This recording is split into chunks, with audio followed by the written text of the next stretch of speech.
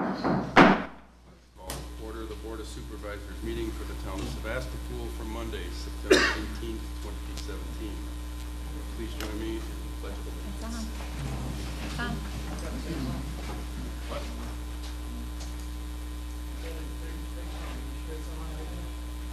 The power's on, everything's on.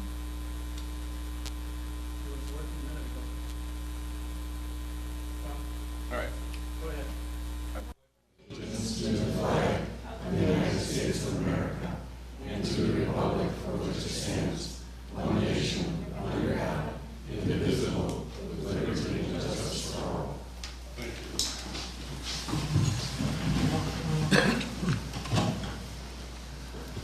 Back on, Lenny.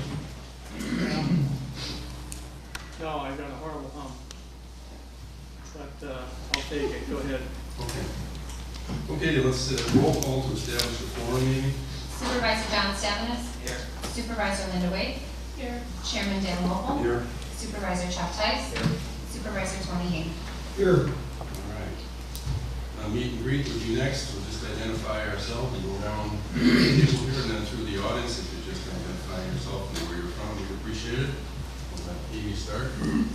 Amy Clark, Treasurer, County Road P. Tony Haynes, Supervisor, Matthew Jones. Chuck Tice, Supervisor, Shore Drive. Dan Wolfle, Chairman, Park Road. Linda Wade, Supervisor, Lock. Supervisor, Mark Neisted, Huron Road, Green Bay, Wisconsin. Maria Milano, Door 44 Winery, 210 Arbor Lane, Green Bay.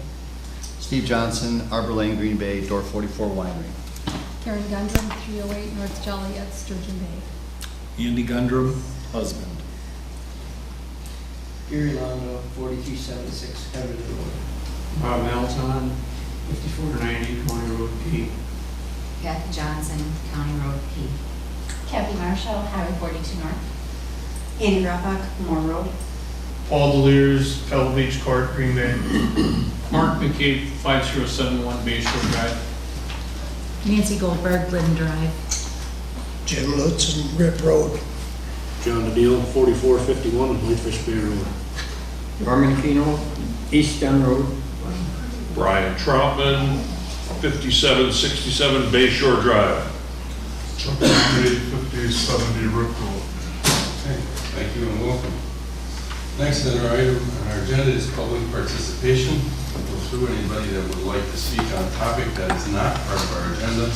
You're welcome to do so at this time. If you're here to talk about something that's specific to our agenda, I'll give you a few minutes to talk about that when we get to that portion of the agenda. So if someone has a question not related to what's on our agenda tonight, please feel free to speak up. John? 3 meetings ago, maybe 3 months ago. Any answers on the LED signs yet? On what time? On the LED signs?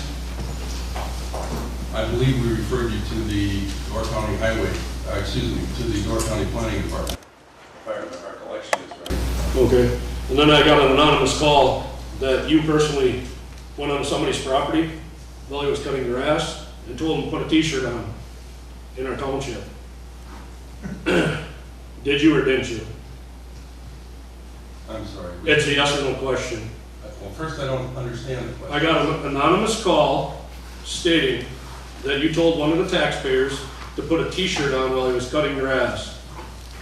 Yeah, it's a personal friend of mine. Is there something that I'm missing here, John? Because this doesn't relate to town. Yeah, it does. You represented yourself as a town chairman. Me as a taxpayer, that doesn't work, buddy. Don't get comfortable in that seat you're sitting in. Thank you. Anything else, John? Well, there's a lot of things, but we don't have time for it. I appreciate that. All right. Anyone else wishing to speak? In which case, let's talk about the agenda. Amy, I assume that the agenda was properly noticed. The agenda has been properly noticed. All right. We need a motion to adopt. We adopt the agenda for Monday, September 18, 2017. I'll second. Motion by Chuck, second by Tony to adopt the agenda as is. This meeting, all those in favor signify by saying aye. Aye. Opposed? None. Motion carries. Okay, approval of minutes, Board of Supervisors meeting from August 21st, 2017. I will move to approve the minutes of the town board meeting of August 21st, 2017. Motion by Linda, second by John, to approve the minutes from the Board of Supervisors meeting August 21st, 2017. And I believe we passed these out in advance, so there should be no corrections. Anyone came back to Amy? None? Hearing that, all those in favor signify by saying aye. Aye. Motion carries. Next on the agenda is a report from Brian Kaufman, who represents the Door County Bicycle Plan. You have in your packet material with respect to this. So that we give Brian an opportunity to talk to the town board about funding some of the signage for this particular thing. Brian, you're welcome to step up here.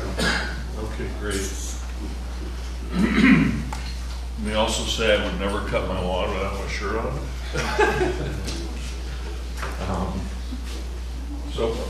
Hopefully I've put together what I hope was a real quick, brief executive summary of what's transpired over the last couple of years with respect to the bike plan, which was developed from a $100,000 grant. It was an 80-20 grant that was contributed $20,000 by the county. $10,000 of that $20,000 was raised by myself and the Visitors Bureau and some of the homeowners associations. And the balance of it was contributed by the state. And the plan was developed. I have the copy of the plan here in front of me, and I think I included in the summary the link to the plan so that you can take a look at it and see how extensive it is. And we are just now in the process of starting to implement the plan.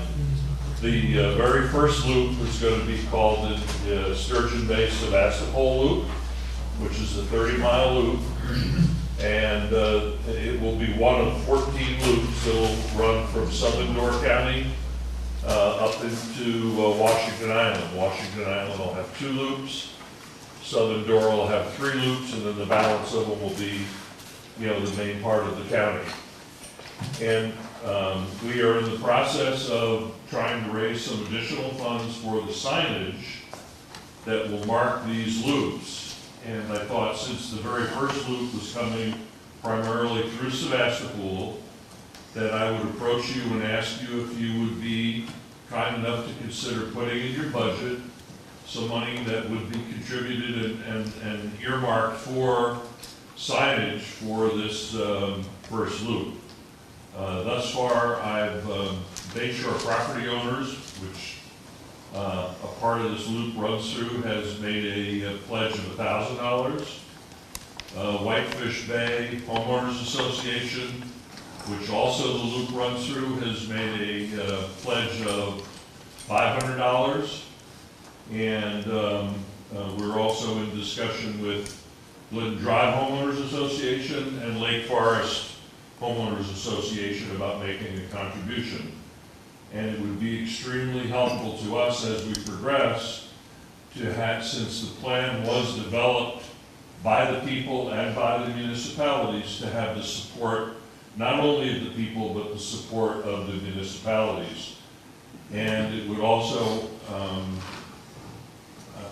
serve, I think, to build and maintain strong relationships with the highway department, since they're the ones that are basically implementing this plan. And so I guess I'm here to say, answer any questions you might have. And I don't know whether this is a precedent for you guys or not, but you sure would make life easier for me when I start going to talk to Egg Harbor, Fish Street, and all the other towns, to know that at least we can represent that the town of Sevastopol is on board for a certain amount of funds to contribute toward the signage. And the signage not only will be informational, it will be directional, and it will also serve to be safety to oncoming traffic and drivers, to know that this is a bike loop and that they should be aware of it and proceed with caution.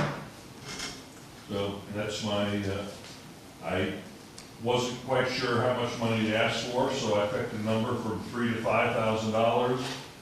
The total cost of the signage for the first loop is, according to John Pelosi of the Highway Department, is going to be around $10,000, and we hope to install the signs between November and April of this coming year. Does anybody have any questions? I've got a question. Sure. I'm reading the fact sheet here, and it's talking about having signs every quarter of a mile on this trail. Well, isn't that a little excessive? It is excessive. The signs will only be there where it needs to denote a direction or a turn, and there are some. There may very well be certain routes throughout the county. This is not specific to the route that's Sturgeon Bay to Sevastopol, but there may be certain areas, within the county where there might, need to be directional signs that would have to be that frequent.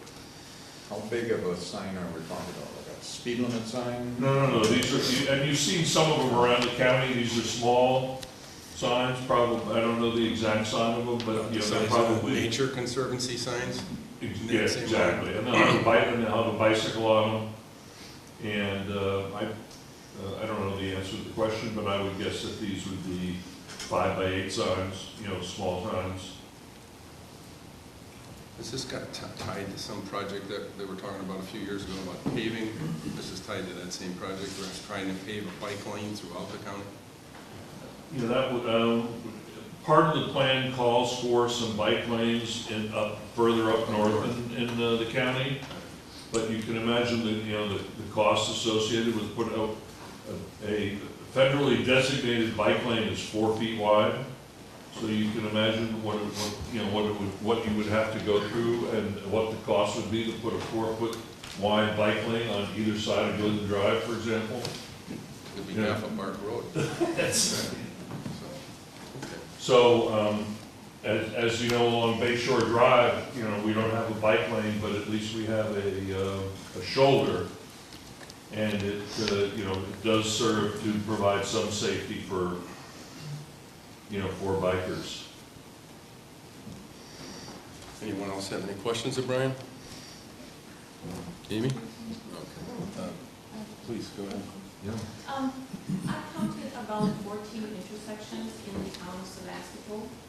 And so these are going to be placed at intersections where there could be deviation from the route. Have you explored with the Door County Highway Department making these signs? Because they fix and repair and make our signs, and we get a pretty good deal. So even 20 signs could probably be less than $3,000. They have an excellent sign maker. Yeah, I don't know the answer to that. So they would make the sign and install it for us. I'm thinking it costs between $80 and $100 to do a sign and place it on a post and everything, so that might be something you want to check in. I'm guessing that putting it on the post and the labor to install it is probably as much as the post and the sign itself. Watch for poison ivy. Yeah. So you don't know whether you're acquiring them through the county or you guys are purchasing them in bulk? I don't know the answer to that, Dan. No. Okay. That might be something to pursue, but John would know that better than anybody. Yeah, we have a meeting in a couple of weeks, so I'll make sure I bring it up to John Pelosi and see what. That might be more than they want to undertake as well. You never know. But being what it is, our budget work session is on the 30th of October, so we will put it under consideration and see what happens. Yeah, I mean, anything you guys can do to help would be wonderful. The hopes of this plan is to make Door County the premier bicycle destination in the Midwest. I think it goes without saying, the economic value that this brings to the county is tremendous. You see it already through the Century 100, through the triathlon, through the half Ironman, and if you see the bikes that are coming into the county, almost every car that comes into this county has either got a kayak or a bicycle on the back of it. So it's it's a huge recreational pastime that contributes significantly to our economy. So Good. anything you can do would be great. All right, thank you, Brian. Thank you. Appreciate it. All right, we'll add that to our list for October. That'll keep us busy. Okay, pending business, spend a couple minutes just talking about the capital plan. Perhaps not all of the people in the town understood what took place, but we started a couple meetings back, a discussion about trying to plan for the future with respect to capital projects. And what evolved from that was a preliminary list that we then spent a Saturday morning here for 4 hours hashing through and reprioritizing. And we came up with a list of about 8 to 10 projects that we wanted to fund at the town level or through other means, and to try and plan for some of those expenses. So we did that on September 9th, had that meeting. As I said, it took us about 4 hours to go through that. When we were done, we ended up with a list of capital projects, not including one major one, which comes up to about $156,000. And our plan is to take and put money aside each year into a capital replacement reserve fund, and then yearly to update our capital improvement plan to make sure that the items that we prioritized in 2017 are still valid in 18 or 19 or whatever year that we anticipate making the expense or purchase. And I'll just, for the benefit of the audience, give you a brief rundown of some of the items that are on there. Some are pretty commonplace, but nonetheless are expensive. One of the continuing things that we do from a capital improvement project is road construction. That's an ongoing thing that's funded each year at the town level. It varies from year to year. We have approximately $200,000 of our budget committed to road construction each year. When I started on the town board a number of years back, we were doing 4 to 5 miles of road. Now we're doing about 1 mile to 1.5 miles. So the cost of road construction has escalated. Our budget's been flat. We continue to try and keep up with the need. So we'll have to address that as we go further out. Otherwise, you're going to get your road paved every 60 years, which there might be a pothole or two developed by that point in time. But that's one of our #1 priorities year in and year out. The second thing that came to the list is the town hall, and it's a water treatment equipment. We've had, since we built the town hall, we've experienced ongoing problems with our well. We're under the constraints of the DNR with respect to what we can do. They have been patient with us. We've been able to treat our well and recover. But if we have future outages, we are anticipating that we'll either have to drill a new well and/or we will have to put in an ultraviolet or osmosis filter system in order to keep the well to meet drinking water regulations. We anticipate that cost to be somewhere in the neighborhood of $40,000, and if in fact we have to replace that, what we have decided to do is we will use some of our room tax monies, which were dedicated to the building, for mortgage payment, and we'll use some of our excess, I shouldn't say excess, but we'll use some of our funds to pay for that so we can resolve that issue once and for all. Aside from that, some of the other items are pretty simple. We have a lawnmower that cuts 8 acres of fields out here. It's a pretty significant investment, $15,000 to $20,000, so we're going to put money aside for that. We also have a tractor that's used at the park for numerous and different things. We need to plan for a future replacement of that, and it's in the mid-20s. We did look, just from an informational perspective, at considered hiring a full-time employee that would do multiple duties for us, from literally cleaning the building to cutting the grass to prepping the fields, etc. But in our evaluation, we found that we could not bear that expense and keep someone fully occupied. So that has been moved to be determined in the future, but not anywhere in the next few years. We're also looking at a replacement for a 1994 Chevy pickup that we purchased quite a while back. That's in the mid-20s if we buy something used at some point in time. Other things revolve around the electronics and the TV PEG channel. And this is a laundry list of things, but basically the hope would be at some point in time we'd be able to project up what we at the town board are looking at on a wall or a screen, so that not only you but the people at home that might be watching will be able to understand what items we're talking or discussing, and you can follow along with us. So we hope to automate that process. It's a long-term process, but we are going to go also and see if we can acquire some grants. It's really more for the public than for us, but to make it better for you to understand what we're doing here on a daily basis. So those are some of the things that are in the plan. We're going to try and put about $15,000 aside each year for the next 4, 5, 6 years, and based on our needs as we assess them, we may or may not make those purchases or investments, but we'll have a fund available so that if something comes up, we don't have to deal with some kind of special assessment or try and figure out where we're going to get the money. Since the government has kept our budget basically at a zero balance increase year over year, we have to plan like this or we'll eventually end up in some significant financial problems. So that's basically it on the capital plan. Next is a little bit on the road work. And basically it's pretty much all completed in terms of what we undertook this year. Bluff Road, of course, was done right away. There were some issues in some of the curves that were redone, so we had the work regraded, and it seems to have resolved the problems there, so that we consider that to be resolved and done at this point in time. The other 3 major repairs were West Jorns, Whitefish Bay, and Country View. All of that work has been completed and resolved at this time. And the last major section of road was the Valmy Road that runs in front of the Happy Hour, the old V-Bar. That has been completely removed, replaced, and that is completed at this point in time. Both coats of blacktop are done, so all the county has to do is finish their portion of Whitefish Bay Road from Valmy down to Nelson Lane. And lastly, the Whitefish Bay Creek repair, that was completed today. Those people have reinforced the bridge, pumped concrete in, put riprap in place, et cetera, to stabilize the bridge, so that portion of our road repair work is also completed at this time. So, all right, let's move on to new business. First thing on the agenda is Mark and Jane McCabe, the granted variance for shoreland setback, and I'll let John talk to that. Mark and Jane McCabe, 5071 Bay Shore Drive, Sturgeon Bay, granted variance for shoreland setback. We went over it in the grant plan meeting.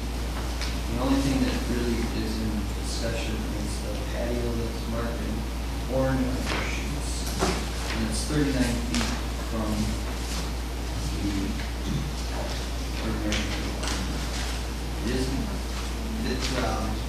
It isn't any closer than the existing house, and the rest of the addition is all behind the patio. So there's no comprehensive plan committee didn't have a problem with anything on setbacks or the recommendation to the town board for approval of the variance. It was unanimous. That's the short on setback. Okay. Anybody have any questions relative to this topic? Mr. DeLears made a presentation and was certainly in keeping with the residential neighborhood, didn't block any views of the neighbors.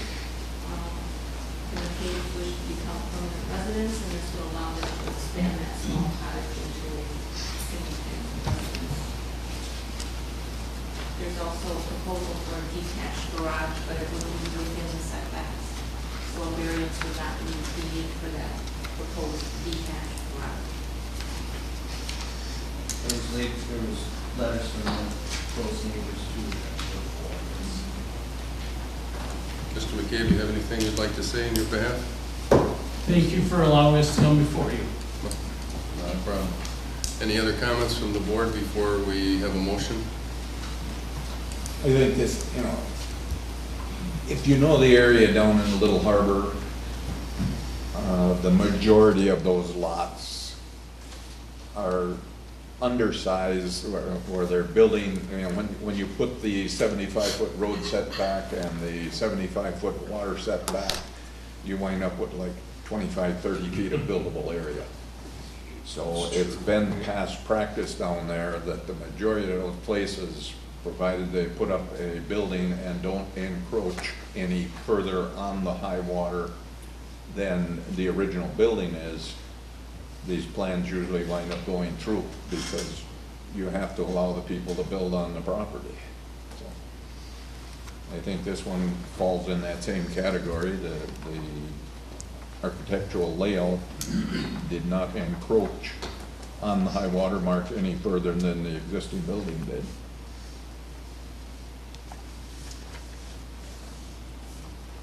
Any last comments? If not, a motion would be in order.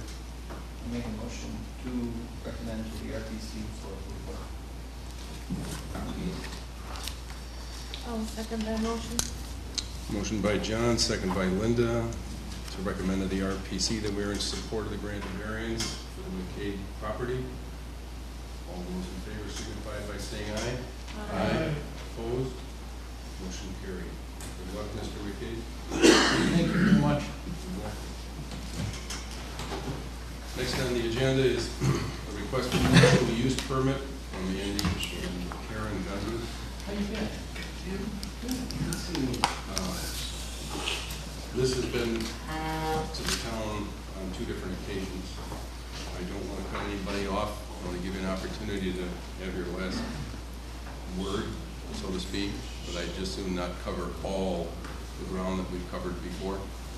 So I will start with John and his committee, since he heard what was going on. We will give Andy and whomever a chance to give us their final comments, and from anyone else from the floor, and we'll see where we go from there. Okay. So, John, you want to take us through what's transpired so far? As the chairman said, we had a couple hours decision, a couple hours of discussion. Some were for, some were against. It was kind of a split decision, almost down the middle, but majority rules. So at the very end, it was a recommendation to come on board for denial. The vote was 3 against, 2 for, 1 abstained, and 1 had to leave. So that's what was 7 members. And since the last time we brought forward a smaller version, we did some cutbacks and some stuff, but I will let Mark explain the cutbacks on the building.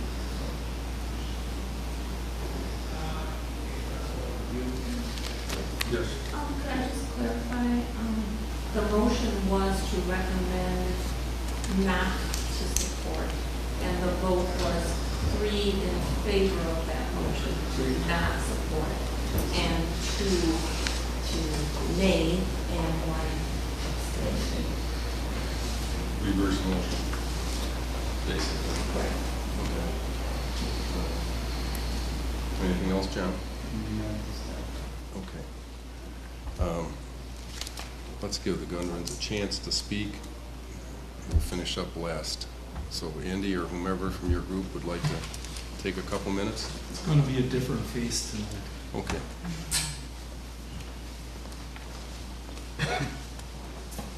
Karen Pendrell, here with Joliet Sturgeon Bay. We met with all of you earlier this summer to share our hopes and plans for adding a winery to our property where we currently have a vineyard here in Sevastopol. We appreciate your listening to us. We appreciate the support and approval that we got in the past.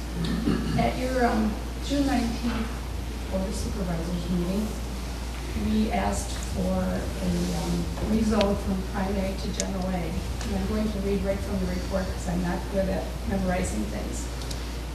Staff has reported the reason for changing from prime A to general A is in the future of September, they would like to put a winery on the property. The Plan Commission was in support 5-1. It's consistent with the comprehensive plan and promotes growth that keeps the rural character. The only conditions for the Plan Commission had was that the main driveway comes off County Road P and not State Highway 42. The motion was made by Stavros to recommend approval to the Door County RPC. It was seconded by Tice and the motion was carried. And you all know we did get the rezoning approved. And at that time, you all knew that we wanted to do a winery. Then we came before the Planning Commission, and on July 6th, the Planning Commission made a recommendation that the conditional use permit be approved. And the reasons that the commission made this decision were, and I'm going to once again read them because I couldn't memorize them all. The conditional use permit will promote the growth of viticulture, an emerging and growing agricultural use, and the development of necessary infrastructure to process agricultural products.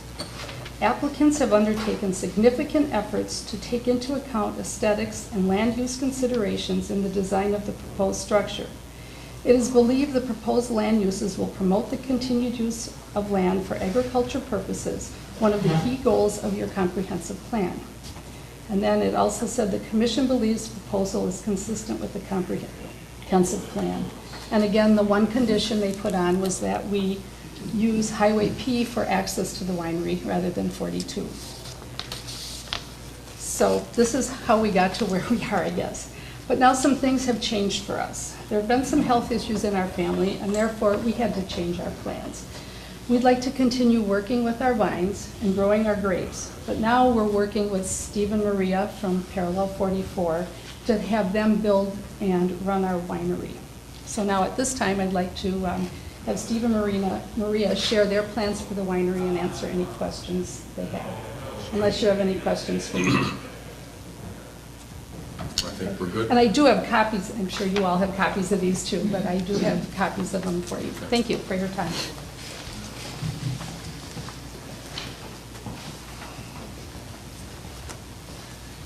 Steve Johnson, 210 Arbor Lane, Green Bay, and Maria and I are also the owners of Door 44 Winery on State Road 4257 and Parallel 44 in Kewanee.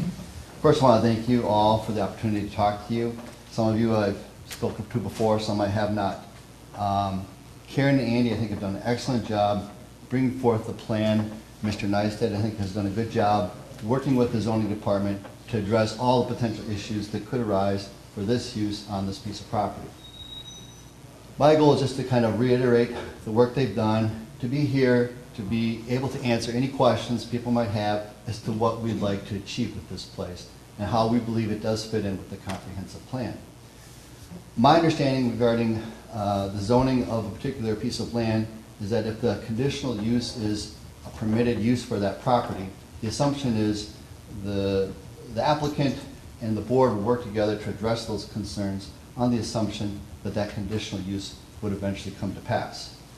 Now, I've heard a lot of the issues before, and I'm here to address them in more detail. I think we sort of addressed them, but I really want this to be an opportunity for you to pose to us those particular issues that you think should be addressed to properly comply with the comprehensive plan, the neighbors' concerns, and the overall need for what this township would like to see with this piece of property. And I just want to reiterate, there has been letters of support, not only from neighbors, but from Door County Economic Development, from our own local township in which we've operated as a winery in a very rural township for the last 12 years without having any complaints from anyone.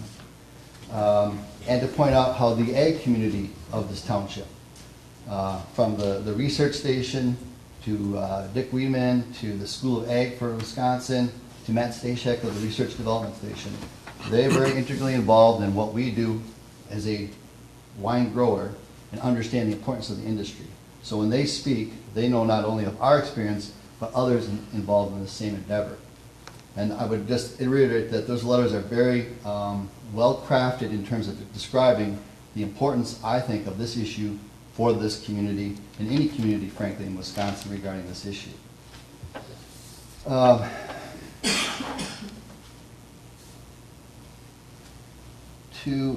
I really address this issue from whether or not it fits with the rural character, to whether or not this is a new winery, to whether or not this is an issue of public health. I think we've addressed them, but again, want to reiterate that I'm open to more discussion regarding that. I don't think there's concern in terms of public safety regarding a winery. Number two, this is not an additional winery. Our intent would be to move our current location of Door 44 to this location. So we're not adding another winery or more alcohol consumption to the township. And other references are made to, the vineyard's fine, but we don't want a winery here. But the reality of with this industry, if you really want to promote agritourism and to make grape growing a sustainable industry, you need a place for which people can experience that product at the place it's grown. To put a tasting room in another location doesn't really do justice to what the goal of agritourism is. Now, Door County may not be typical with other wine regions, I think it will get there, but if you travel to Finger Lakes of New York, Napa of California, you're going to find that people want to visit those wineries because there's a vineyard with which they experience the wine with it. So that is a real key integral part. That is why this application is being made. We're not looking for a facility just to produce wine, we're here to give experience to people. I just got done with a tour today of a group of people. I would say that literally we will do over 500 tours for people. Many of those tours are basically groups of 10 or 15 people who visit the winery who want that experience of how do you grow the grapes? How do you make the wine? Why does it taste this way? And you can only really do that when you have all aspects in one spot to explain the process for people to make that connection in their head. And I enjoy that more than anything else that we do at our current locations, to give tours to people. I love that aspect, and people want that very much so. So I think this type of use of the property fits with the rural character. It promotes agritourism. We would be generating jobs for this community from not only the grape growing, but the wine production aspect, to working in the tasting room to explain what we're doing that's very unique and very viable. As I mentioned in the previous meeting, I don't want to toot my own horn, but the wines that we've submitted from Parallel 44 have won many international competitions. And the reality is that there's something about this climate, this soil type, that's leading to very interesting wines. So to set a shining example of what could be done with agriculture in Door County, with this location, I think would be very critical. I think you would see other vineyards pop up, and this would be a great source to continue the rural character of this area, provide jobs, increase the tax base, and still make it feel the way you think it should feel here up in Sevastopol. And so I know that there has been some conflict as to what the comprehensive plan would be, whether it's the township or the county. I just referencing the letter from the zoning department from September 1st, and it indicates if there seems to be a conflict with how this property should be used, they are basically indicating to us on the last page that a way to address that conflict would to keep in mind goal 3 of the comprehensive plan, which is protect existing agriculture and promote sustainable agricultural operations. So the action item for that would be ensure that zoning and other regulations are not impeding the establishment of new agricultural uses, which is what this is, the expansion or maintenance of existing operations, which is what this is, or the development of business industries needed to support agriculture, which is what this is. So, you know, and I think it's been pointed out in the past that the plan is likely to be reviewed in the future, and I think what I've indicated should hopefully serve as a guide when that is thought about in the future, that this is really agritourism, it's great for economic development, and maintains the rural character. So with that, I'm open to answer any questions. I can speak from experience of operating a facility just like this in Kewaunee County now for the past 12 years. Any questions I can answer?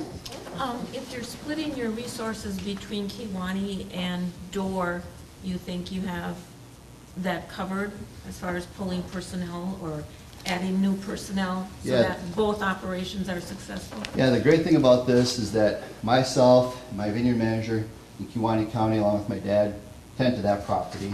The beauty of this property is that Andy and Karen are still passionate about the grape growing. And that has great appeal to me because it really takes, for 5 or 6 acres, 2 people to basically work full-time through the growing season to maintain that. So we have 8 full-time employees. We would utilize their services to assist with the vineyard if necessary, but from what I can tell, Andy and Karen are doing a pretty good job after 6 years with that vineyard. And then we have staff that actually right now works both in the tasting room at Parallel 44 and up here at Door 44. Many of our employees, part-time employees and full-time employees live up here. So that would not be an issue. We would be able to adequately staff it. Tony, Chuck, either? Comments? No, I've already commented on it. Does it have to be that big? Well, like I mentioned, the grapes from Andy and Karen's place The other couple that grows right on the Door-Kewaunee County line, Mark and Sandy LaFave, in addition to the grapes that I now purchased from Washington Island, those grapes in and of itself would constitute the production of at least 4,000 cases. This facility is designed to be able to produce 5,000 cases. So it may be built a little bit more than the current needs for this location in terms of production space, but I think it's only wise that we do that because I do believe there will be other people growing grapes here. And I don't intend to be a custom crush facility for other wineries, but with more vineyards developing, I know this for sure because I served as the Wisconsin Grape Growers Association president. We are having, I think at the moment, over 700 acres of grapes planted in Wisconsin. And this region that we're in here, as I mentioned before, is an officially federally registered appellation or viticultural area. Growers want to be in those areas because they can command a higher price for their grapes when you grow in a viticultural area. So I think it's wise to have the production space be that. If it's necessary to make it more palatable to the community, I'm willing to reduce it somewhat. I mean, I want to fit in with the community. You know, I can move things around. I have some production capacity at Parallel 44, but it's pretty close to capacity there. But a little bit smaller dimensions for the production area, I could find a way to make it work. Would you be willing to change the design of the building? And the complaints have been that it looks like a post office or a library that belongs in the city. Okay. Our comp plan does state that we would like to keep the rural character in that, and I believe it would help considerably if you would design that building to more fit into a rural community. Make it a little more rustic, make it a little more, maybe look like a barn if you could. You know, that would definitely help some of these people, would ease their concerns and their displeasure with this building.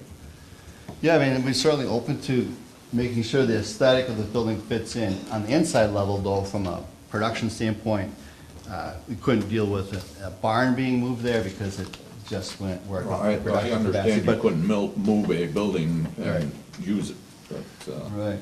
And if there could be some kind of an adjustment with the outside. Sure. The larger your scale, the bigger the footprint becomes for the entire project. Right. So by scaling, I mean, I agree with Chuck. When I look at this, I'm a little overwhelmed that it's, and maybe it's just my misconception of a local farm market winery being something on a smaller scale. And what you brought us is big. And I look at Wood Orchard or Artisan Cheese or whatever, and that type of project that would have fit maybe down where your current business is, down there. Yeah. But it wouldn't fit in a rural setting, and it sticks out, and I don't think it brings any charm to our community. So having basically supported Chuck from a standpoint of the appearance of it, and as the size, it causes your parking structure to grow, everything has to grow proportionately. The other thing that I have some concern over, although you know it can vary back and forth, is the amount of traffic that you're going to get in and out of there. In the summertime, every intersection on 42 is a pain to cut across. Now you add some semis or dump trucks coming out of the quarry hauling pavement down the road. If you don't have trolleys coming in and out of there for a wine tasting tour, I'd be shocked. I assume that would be in the master plan. Actually, I don't want that part. Okay, well, not knowing, but I mean, so I'm a little concerned. It's not my overriding concern, but I'm a little concerned about the amount of traffic and, you know, trying to get in and out of there. We went through this exact conversation with Steve Lobenstein and ended up having to put in turn lanes in order to try and accommodate that. And I mean, since your business is there today, you know what that can be like. Sometimes people on Forest Road couldn't get out to save their life. So I have that in the back of my mind. The project, the appearance of it and the size of it is a little overwhelming for me. I'm sure that contributes somewhat to the overall satisfaction level of the neighbors who have to look at it every day. So And then I had a conversation with Andy about all of this stuff. I mean, I can't tell you where to go, but those are a couple concerns that I have as I try and evaluate where I'm going to be on this coin flip later. Yeah, I mean, what I would point out regarding that is that I think the traffic going down 42 at this spot will be the same whether we're here or not. I think Mr. Nice had a plan or a study that showed about 6,200 vehicles per day going past this spot. So if they're going to wineries or destinations in Door County, I don't think people are coming only to a proposed new Door 44 site and not anywhere else in the county. So I don't know if the traffic count increases here at this spot. I do agree with you. There is an issue in terms of turnoff. I think it has to be off of P.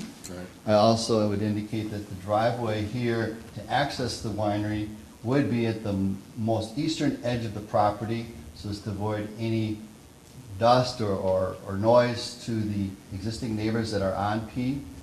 I don't think the traffic going to the winery would impede their ability to get in and out of their driveway. But yes, the issue of getting onto 42, I guess that's always been an issue.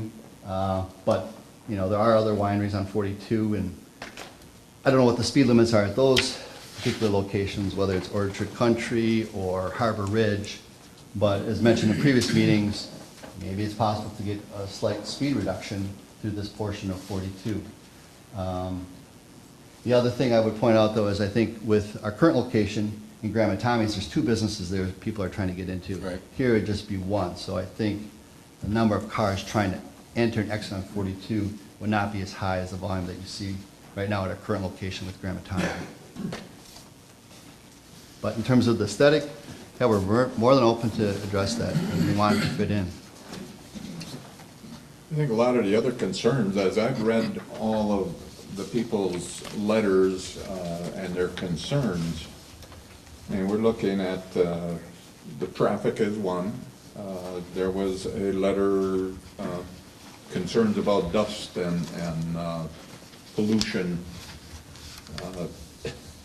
I don't believe you would have half the dust and dirt from this project as you would from a farm field. I've gone down the road, and when they're out disking in the spring or in the fall, the dust is flying so bad you can't see the tractor out there. Talk about screening from the neighbors. I see on your plan now you do have some trees planted in there. Right. And again, that is a concern that is addressed by the county's plan. The same with the water and the septic system. You know, those are all signs, lighting, I mean, those are all in the plan, and you have to follow all those rules. One of the complaints I've got was that you didn't bring any of this information forward. You know, where is your plan for the septic system and all that? Well, people need to realize you don't invest that kind of money in developing all these plans if you're not sure the project's going to move forward. That's part of the project. You get the okay to build and then move forward, picking up all the other pieces, getting your permits and that. If you don't get the permits, the project doesn't go. So, you know, it's not that you need those permits before you can ask to build the project. I got to beg to differ with you on one thing there, Chuck. I'm a builder. Anytime people have bought land or come to me to build a house, one of the very first things they do, they find out what they can do for septic. And they have never approached John Teichler from the county. And that bothers me because, I mean, I would have thought you would at least talk about septic. You don't know if you can get a holding tank into a septic system. I know we talked about the high-capacity well. If this is anything like a cherry factory, which I don't know if it is or not, you use a heck of a pile of water, and you guaranteed you wouldn't need a high-capacity well. What happens if you do? I mean, you're guaranteeing almost too much stuff. Well, with our current location, I've produced twice as much wine than this location. I have just a regular well. I talked with the county today with respect to the sanitarium and the permits, and there's no ifs, ands, or buts about it. If they were to be given a building permit, that permit would not be issued until the sanitarium has given them their permits first for the well and for whatever septic requirements they have. So they did not find that to be unusual at all, because I know that issue was brought up from other people, but the bottom line is, they would say, yes, you're gonna get a permit, but it's subject to, and then the sanitarian has to go out and do his thing and tell them what they can or can't do. And of course, if that doesn't pass, then they won't be issued a permit, so, to build for construction, so. Okay, any other questions? There was two other recommendations from the Comprehensive Plan Committee, and one was for the RPC is whether the highway infrastructure could support the traffic, and there's a driveway to the existing building off of 42 to be blocked off. Right. The pole So that building. people don't just come by, see the place, and start going through that driveway. Yeah, that would It not be a work. mess. It would, definitely. So, and they've said they would. All right, let's have anyone else that would like to speak on this issue? Sure, I'm sorry, you want to wait 1 minute? We'll let them finish. I'm sorry, I didn't see him raise his hand. Mark Neisted, 374 Huron Road, Green Bay. I just wanted to, again, thank you. I think everybody Steve covered the plan pretty well on what the modifications were. Can we work on the aesthetics of the building? Absolutely. But that was the direction we were given from day one. Understanding concerns about the sanitarian, everything like that. As I've stated before, we have Bodwin on board, just waiting to design our systems. Obviously, we'll go do soil borings. I've been building up here for 30 years in Door County. Our company has a very good reputation, and we will not do anything to jeopardize that. The one thing I do want to say is it does look overwhelming of the size, but even in this, with your, I guess, when you look at it and say it's a big building, we're still keeping 95% of that lot green space. So 95% is going to stay into the viticulture area or green space. So I know it's overwhelming when you see that size of the building, but there's not a lot of businesses that have 95% green space surrounded by them. The other thing is that the last meeting, there was a comment made that this really wouldn't have much implication on tax basis, and I would beg to differ on that. Typically, just like your residential homes, you have a value for your lot, and then you have a value for improvements that are put on there. And right now in your municipality, a typical house of $160,000 pays about $1,600 a year in taxes. This project overall is probably going to be about 10 times that amount, so I think it is going to have an implication on the amount of tax revenue that will come into the municipality. Thank you. Okay. All right, go ahead, please. Robert Melson, lived there 38 years. Got a couple of things that comprehensive plan on that interests you. See right here is. Would you kindly take it and put it on the, so that the camera can get a picture of it too? You can set it right on top of the one that's Okay. there. I'm not sure. I don't think it's gonna fit. It might stay if we don't touch it.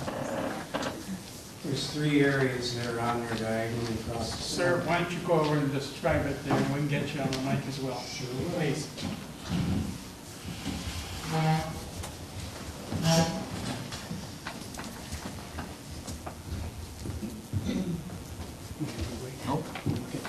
This is the Door County Comprehensive and Farmland Preservation Plan, called number 2035. It's a town of Sevastopol land use, future land use.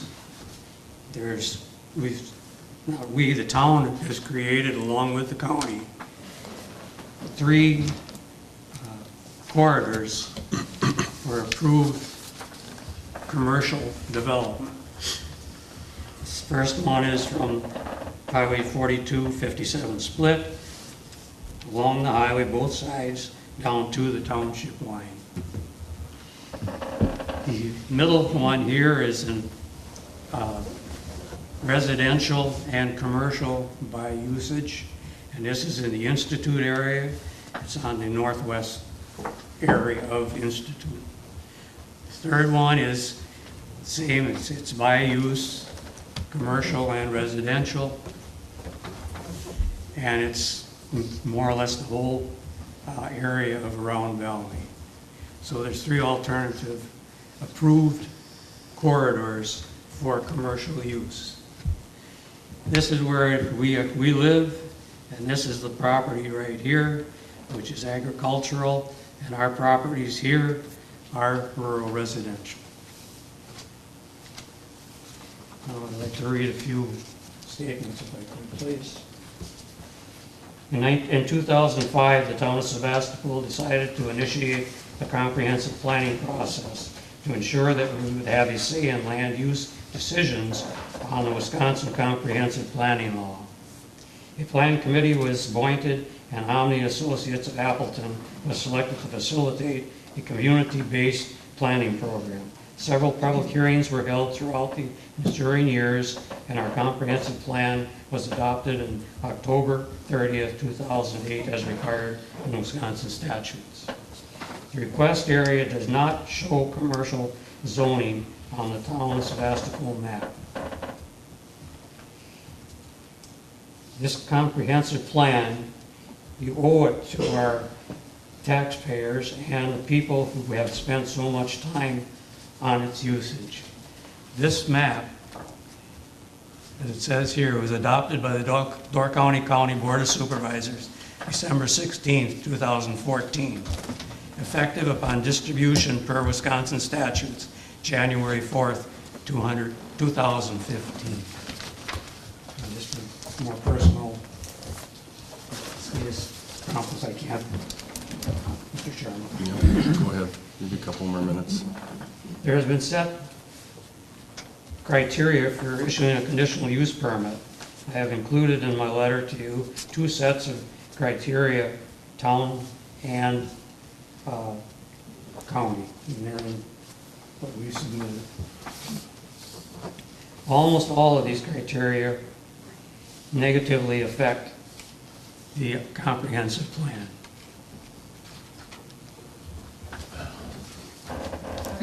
It is also a land use plan for farm preservation for the county of Door, dated and accepted 1 January 2015. And there's 3 commercial areas which I've named here.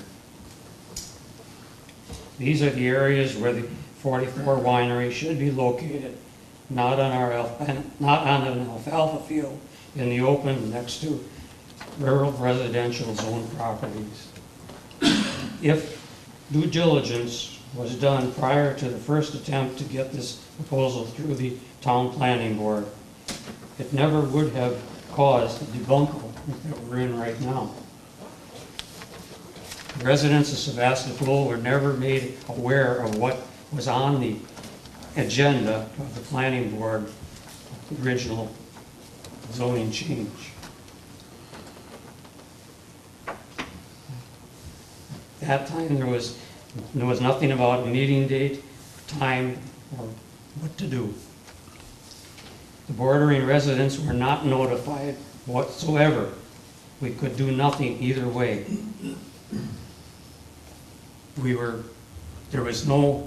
Nobody showed up to, other than the concerned owners and developers.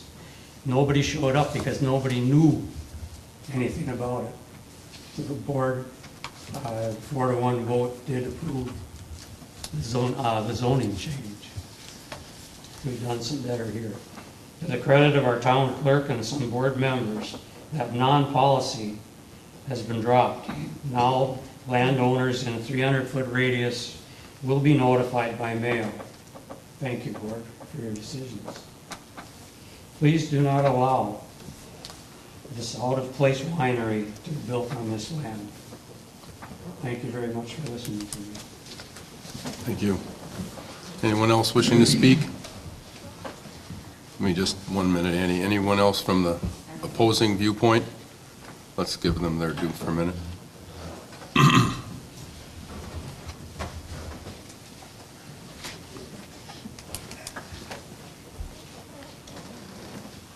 stated in the past that there, to me, are safety issues for my family.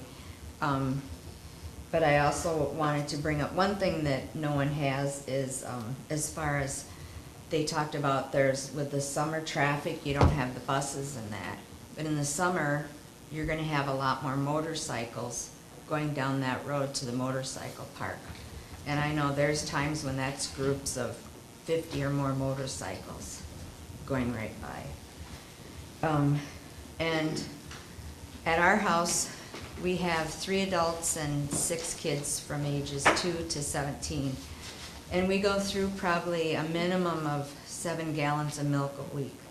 And thankfully, none of the kids or adults have ever made a request to go and watch the cows be milked and experience that, similar to the winery thing. And I guess one of the things that bothers me the most is that this whole thing, every time it comes before another board, it changes. There's constant changes. I don't even know what we're supposed to believe anymore because it's just so many different things each time. So I hope that you will think sincerely about this, because I personally have a bad feeling and don't see this as a positive help to our area. Thank you. Thank you. All right, anyone else left before we give Andy a couple minutes to address, and then that's it? All right, John? He was saying what the tax, and you said it was going to be 10 times more than what a regular pulse, so we're talking on that piece of property, $17,000 a year in taxes. Possibly, it's gonna be valued over $1.5 million. Okay, so it's gonna bring it up drastically. That's a big change, that's a lot of money. Okay, Andy, you got the last word here, and then we're...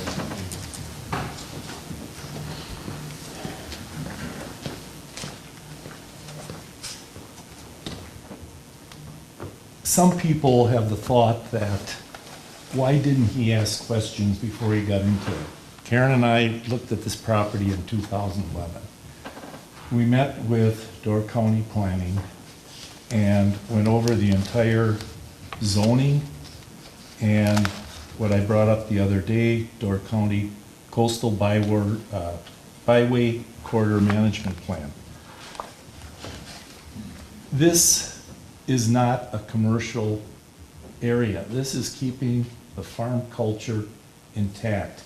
It's actually a recommendation of the Byway Coastal Plan that small farms and viticulture specifically would be the way to support Door County, which does have a lot of tourism. Back in 2011, when I met with the Door County Planning, they went over all the zoning very carefully with me. And when we requested the general ag category, in there it specifically says wineries and breweries are acceptable, except you need a conditional use permit. But the conditional use permit was not to or not to build the building. I'll read what the conditional use permit states. If I can find it. And if I can get my peepers, I'm sorry.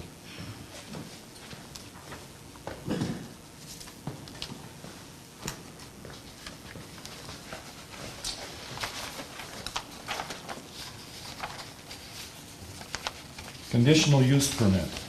A permit granted to a property owner to make use of real property in a manner allowed under current zoning regulations. We do meet the zoning in general ag, but only in accordance with conditions to be applied by you people. One of you said, we want the driveway on P. We agree. You want the building downsized. We agree. Now you've asked that, and then they asked about lowering the height of it because it was too high. We did lower the height of it. We've tried and attempted to work with the neighbors I know Kathy Marshall was questioning the retaining pond. We'll work with you on that. There won't be people walking around on this. If you want fencing to go up, we can put fencing up. We want to work with the town board in creating something that'll be a compromise for everybody and make this thing work. So if you, I'm sure you've got copies of zoning classifications. I've got copies here if you want it. The bi-coastal highway. I know, Tony, you said you weren't fully aware of that, but in there it specifically says that one of the items specific to the coastal highway, not the commercial area, but the entire highway from where 57 and 42 split, is supposed to be into small farming and operations similar to a winery and a vineyard. I don't remember saying I wasn't aware of that, but I'm looking at just to add through a small farming. This isn't a small operation. There's not many barns as big as this building. I mean, it's just a huge building going on there. And again, with the coastal byway, we have the corridors to put it in. Like I said, I'm not against your winery. Put it where it should be in the business corridor. Well, according to the bi-coastal, it should be exactly where it's at on 42 and 57, not in a commercial area. But I need to also remind you that right across from the street from us on 42 is commercial zoning. That was there many, many years ago. I understand that. Okay, so that's a new point. But if you want, I brought a copy of the bi-coastal, if you want to read it. No, I don't Tony. need to see it. You don't want to see it? No, Okay. not interested. Anyways, I'm sorry, but that's all I've got. Thank you. All right, so let me just make mention of a few facts here so that the board understands where we're going. And getting like everybody else, I'll read my own notes.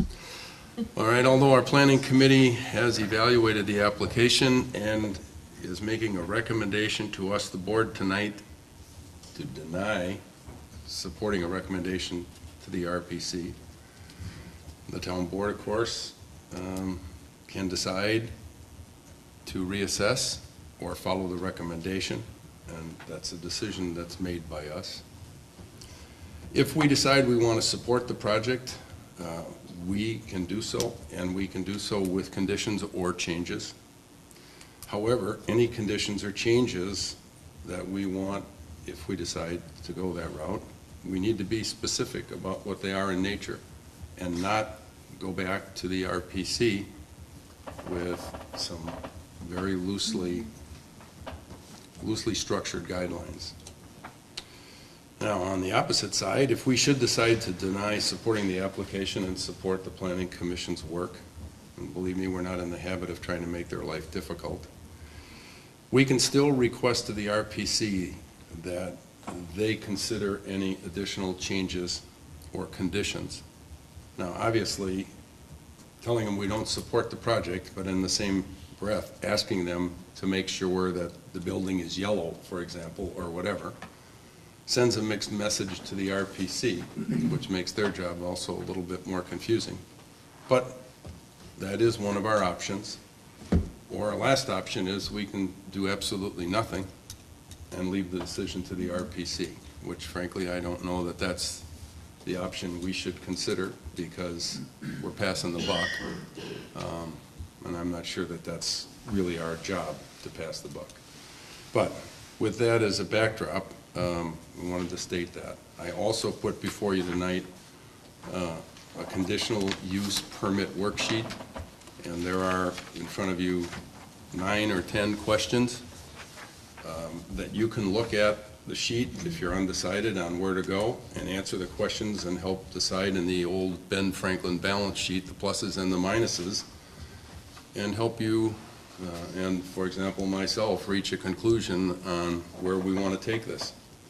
So I would encourage you for the next couple minutes to take a look at that document, put your thoughts down, and then we can resume any further discussion and eventually reach a conclusion on which direction we'd like to go.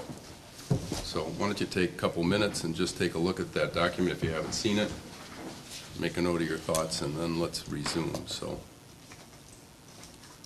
bear with us for a minute, if you will.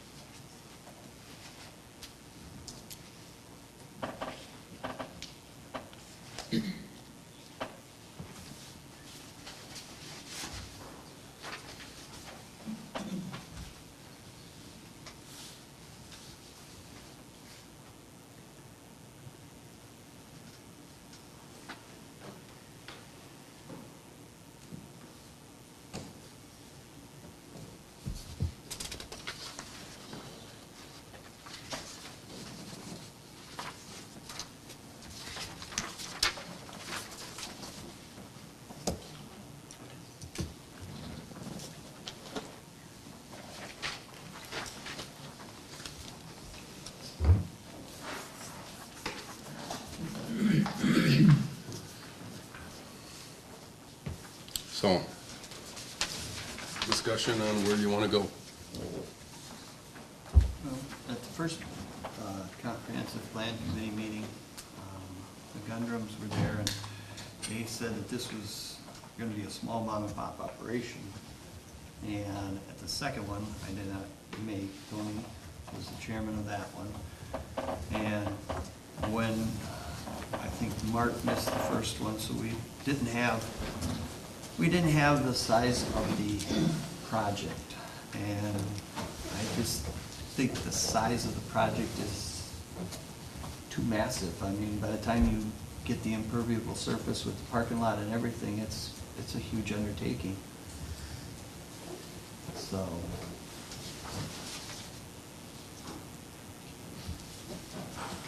Okay. Pardon? I said, okay. Sir John, you have any comments? Well, I agree with John. I think it's just too big of a building to be put there, and like I say, in my opinion, it just doesn't fit in the area, and it's, you know, I don't believe it'll work there. You know, again, nothing against the winery, but I don't think that's the right spot for it. Linda? Or Chuck, makes a difference. Most of you were here Thursday night, and the other board members were provided with a copy of those draft minutes, so you know what transpired on Thursday. I wish we could come to a recommendation that would make everybody happy. I hear the willingness to compromise on one side. I had suggested maybe some discussions, but I take it that there were no discussions between the parties. As far as the town's best interest, from an economic standpoint, the winery would be a year-round business, using local product while still preserving an agricultural aspect with its vineyards out front along the highway. I have 9 letters in support of the project. I have 9 letters opposing the project. I have gone through this comprehensive plan. I have looked at our town officers manual and Wisconsin statutes, and there are several contradictions or ambiguities. The statutes state a conditional use permit does not have to be consistent with your comprehensive plan. Have previous conditional use permits granted in our town been consistent with our plan? I'd have to look into that. Remember that the comprehensive plan is just that. It's a plan. It's a tool. We worked very hard on this tool for several years to come to the 300 pages that our comprehensive plan is comprised of, enacted in 2008. It's due for a 10-year mandatory relook, renewal, changes, no changes. That must be accomplished by November of 2018. I encouraged everyone to please participate in those public hearings that we're going to have so that we can have a direction. Where does our town want to go? So again, the comprehensive plan is a tool. Conditional use permits are outside of the comprehensive plan. The draft report from the county says that general ag is intended to maintain high ag productivity, but also intended to accommodate certain non-ag uses. Its goal is to protect agriculture, but also support low impact and emerging ag operations, which I think this winery would fall under. However, on the staff report, on page 4, it says the proposed use of a winery and a farm market is not consistent with the residential future land use. And as Mr. Malzahn pointed out, there are 2 bubbles on there in that area, County P and Highway 42, identified for multi-housing or multiple housing, not even allowed in that zoning district because multi-housing or alternative housing is considered commercial. So again, there's so many discrepancies and contradictions and ambiguities. Another question is, what is the likelihood of nearby properties, the future for those nearby properties, if this winery goes through? Is it going to enhance the value of your property or not change it at all? So I'm thoroughly confused.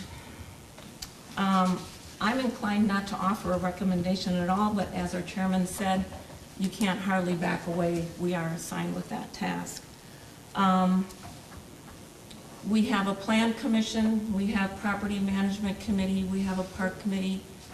We have to rely on the decisions that those committees or agencies make, that they are in our best interest.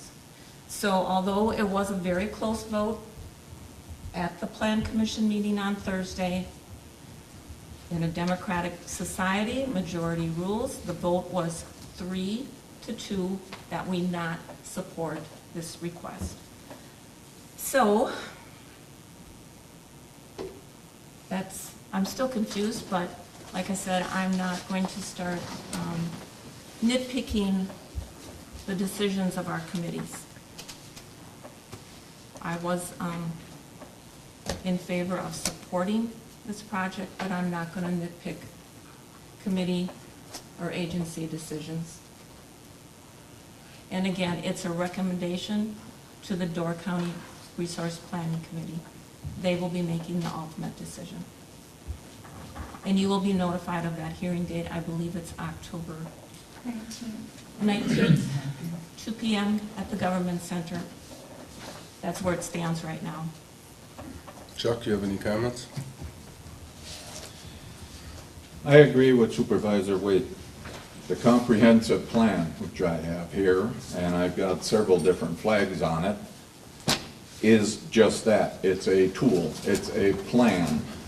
And right in the beginning, the development of this plan is a telling sign that the town of Sevastopol wishes to act proactively to set its own ground rules for the types of development that will be beneficial to the town, maintain the rural atmosphere, and still provide flexibility for the landowners and other decision makers. So it is not law, it's a plan.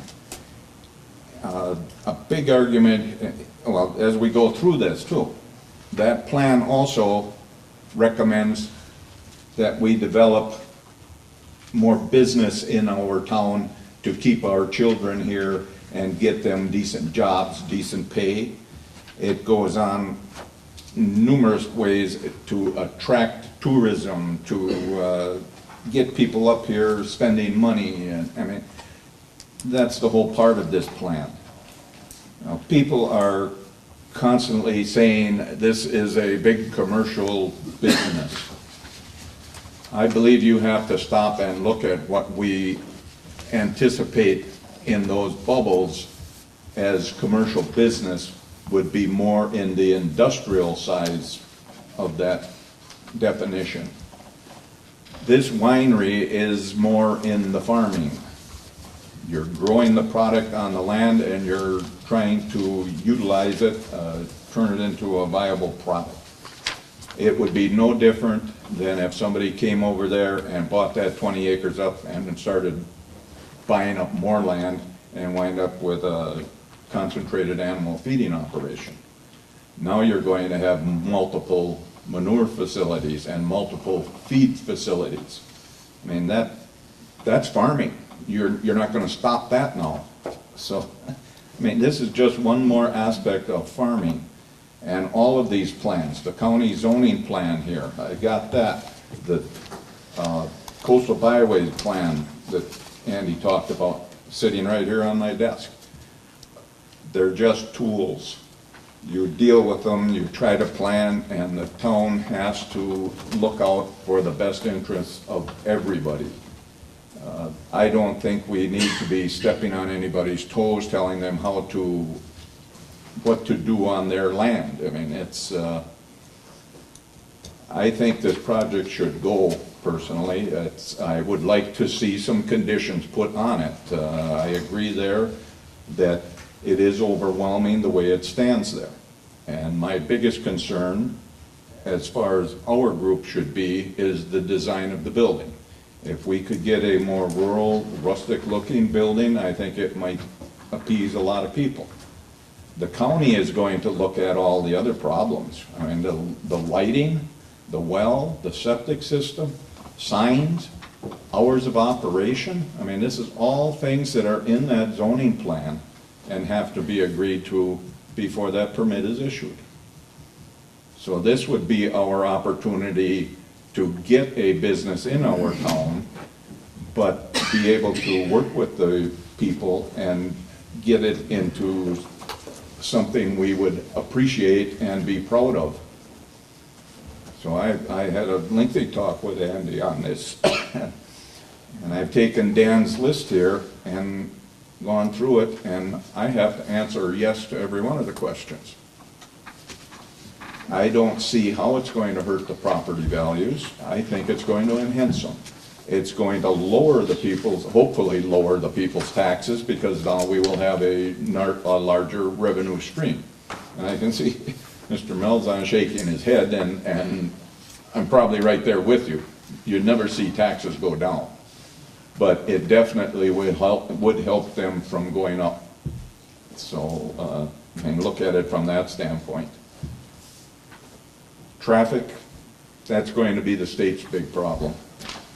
It was the same thing down at Grandma Tommy's with door 44 and the farm market and that. They wound up putting in passing lanes and turning lanes. So the state's going to regulate what kind of a driveway gets put on the state highway.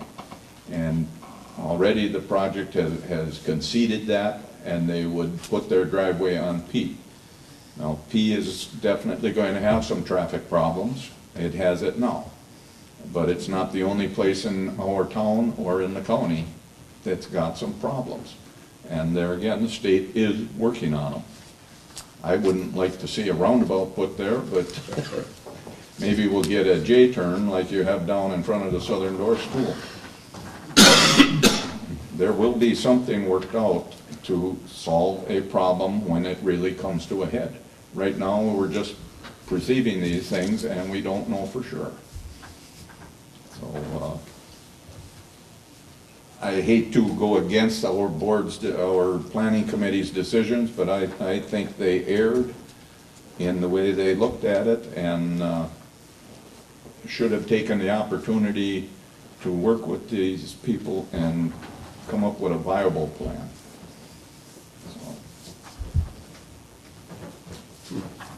We could recess the meeting then probably and come back next week and we could pick this up.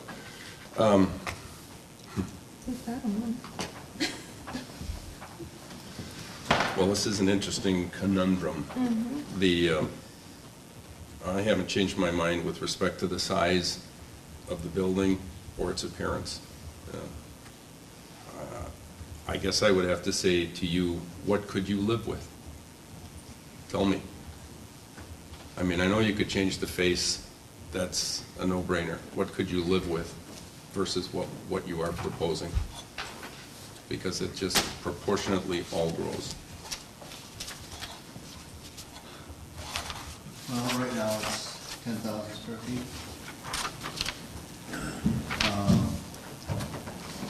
Taking into consideration that was over months and months of planning, laying out their equipment, it wasn't just a guess.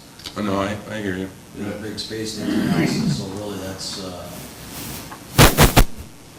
to Stephen. Yeah, I mean, the reality is, as with all agricultural production, you can't make a product in a garage. You need a facility with tanks and pumps, and so you can't produce a decent product unless you have the space and equipment to do it. So in terms of the production space, maybe that could be cut from, I don't know, it's probably about 6,000 down to maybe 4,000 square feet. The rest of the area is kind of just for people to taste the wine and then to sit outside on a nice day. So if you take that away, then there's no experience anymore. You know, why would you go to a place where you feel cramped to have a sample of wine and move along? The whole point of the place is to have the ability to sit there for an hour to take in the view, to learn about the place. So people need to feel comfortable, spaced out, to enjoy it. So, you know, with our current facility, we have a patio. On a beautiful day, it's not uncommon for 50 people to be sitting outside enjoying the experience. So without that space, and also the tasting room is going to be such that it'd be open, indoor, outdoor, so people get that outdoor experience even if they weren't sitting on the patio. So maybe a 20% reduction in the size, but if it's not big enough to produce a product or space big enough for people to enjoy it, then there's no point in doing the winery. And that was the point of this project. I mean, you know, it's, again, if we're just going to produce a product in the commercial area, it's not agritourism anymore. It's not agritourism if you can't enjoy the atmosphere. So maybe a 20% reduction. Again, I'd rather deal with the aesthetic of making it fit in than making it too small. Then people are just upset that, you know, what is this experience? And if we come to this winery and there's really no place to enjoy the experience. Go ahead. On this overhead, Yes. this existing vineyard, is the existing vineyard staying? Are you encroaching your building or the parking lot into any existing vineyard? No, all the vineyards staying. In fact, we would like to add to the vineyard. So that's about 500 feet from your property then, Mrs. Johnson and Mr. Molzon, correct? According to this overhead. So you have a nice buffer in between. I know that's not concession to you, but, and then also, Mrs. Marshall, it would actually be closer to your home, correct? Right. 150. 150. And that swale on the top, you know, the top of the hill, would the building be to the south of that swale or to the north of that swale? Be right on top of it. Right on top of it. So highly visible from the highway. As of right now. Yeah, the intent was to give people a view of the vineyard so that if they came there, they could experience it whether they're inside or outside. And then this, so if the building is going to be on top of the swale, what's going to happen to the property between the Marshalls and your building? Will that be all vineyard then? Will Yeah, you be eventually surrounded there's- by vineyard? Yeah, yeah. There'd be some green space right now, but potentially the vineyard could go further up. But, We have several, quite a few large Colorado blue spruce currently surrounding the property.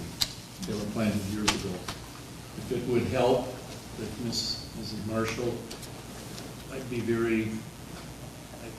move those to give her a block if you want, a buffer. And a lot of those are already 15, 18 feet high. Well, Mrs. Marshall, you did not speak Thursday and you did not speak tonight. You did nothing. I spoke Thursday, just a Oh, little that's bit right, about yeah. The retention pond, Yeah. right. Yes. I I guess my concern is the water runoff when you displace anything on top of that hill. I mean, we already are flooded in spring with the flows of water as it melts. And I guess that's my major concern.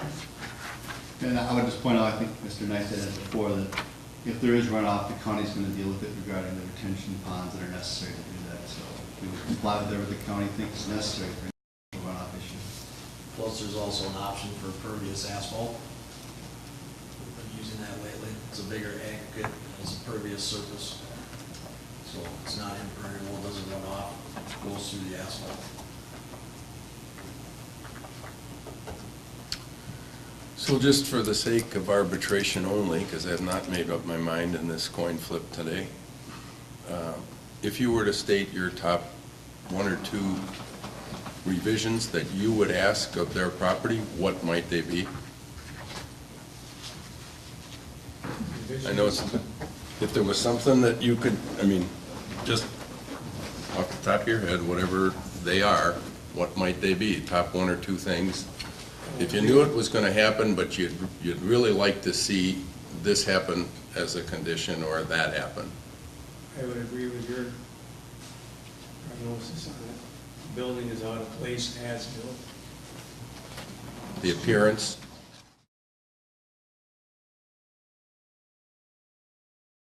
Major improvement.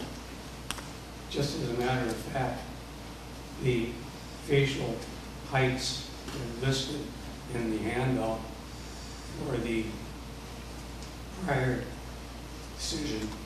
Listed a height of 17 feet, X inches as a height. That's been scrubbed out in the plan that was presented for this meeting.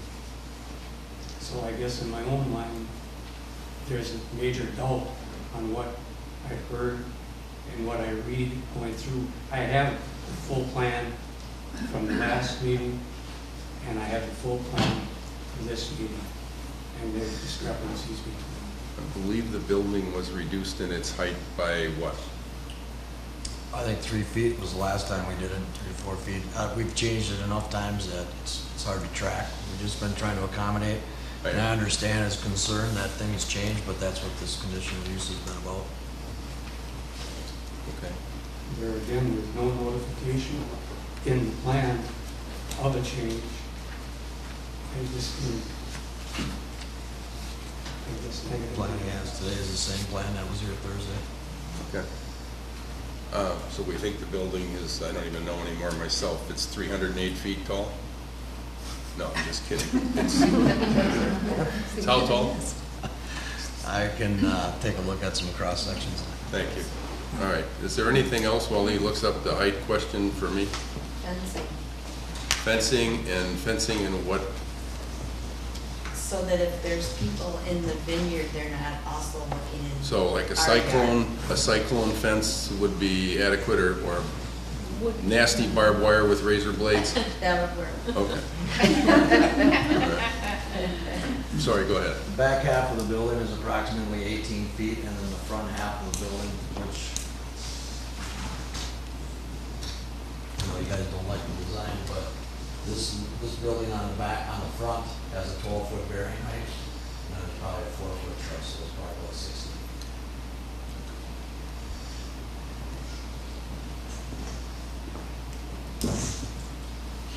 We could accommodate the fence. Okay.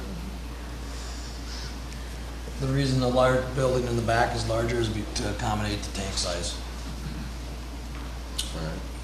Anything else added to your list of wishes? Free wine? That would be good. Okay. I think that's can be accomplished. Anytime, right? Sure. So basically fencing and overall appearance of the structure, which I think pretty much falls into the same vein as my primary concern. Okay. Yes. Yes. So as far as the size of the building, the roof pitch and the height also depends on our snow load we have up here, correct? I mean, you have to have so much. There's so much pitch. I'm not trying to make it technical, but I want everybody to understand you have to have so much height on the building to get the snow load off of it. Right, but we're not using a pitched roof. Commercial structure. We have two different types of structures that would be built. Flat. On the front, this would be a wood frame structure, and then it would have a rubber roof with internal drains on it. Gotcha. The back is actually a metal structure that we build, and it would have a 1/4 pitch on it with a standing seam 360 roof, and it would be designed for that. So everything, the water would all pitch to one, we catch it in downspouts and bring it out to the storm. Now, do you run into any problems as far as making the building smaller? Any safety concerns for employees, customers, anything like that? I mean, size-wise, if it stays the size that it is it safer? Or It's all regulated by state law for State exceed government, estimates, correct. 75 feet, different things like that, so. So everything's built this code into the story pretty much. So if you look at an example of, say, Simon Creek, that's about a building that we built, that's about 7,800 square feet total. Good. If you guys are familiar with that.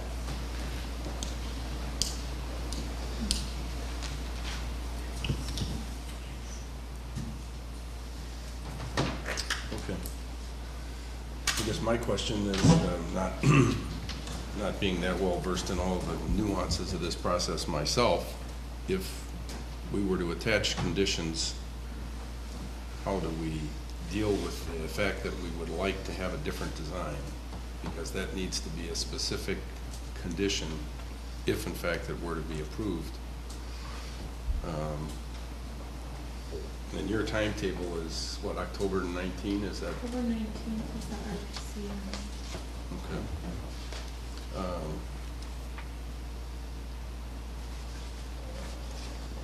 What would be involved in turnaround time from your end to bring us back a different appearing building?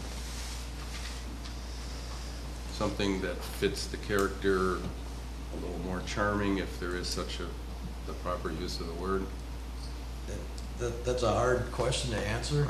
It's a hard question to ask. Beauty's in the eye of the beholder, obviously, and everybody's might have a different opinion. If we draw a barn, someone's gonna say, well, we don't really want a barn, we want something different. So typically,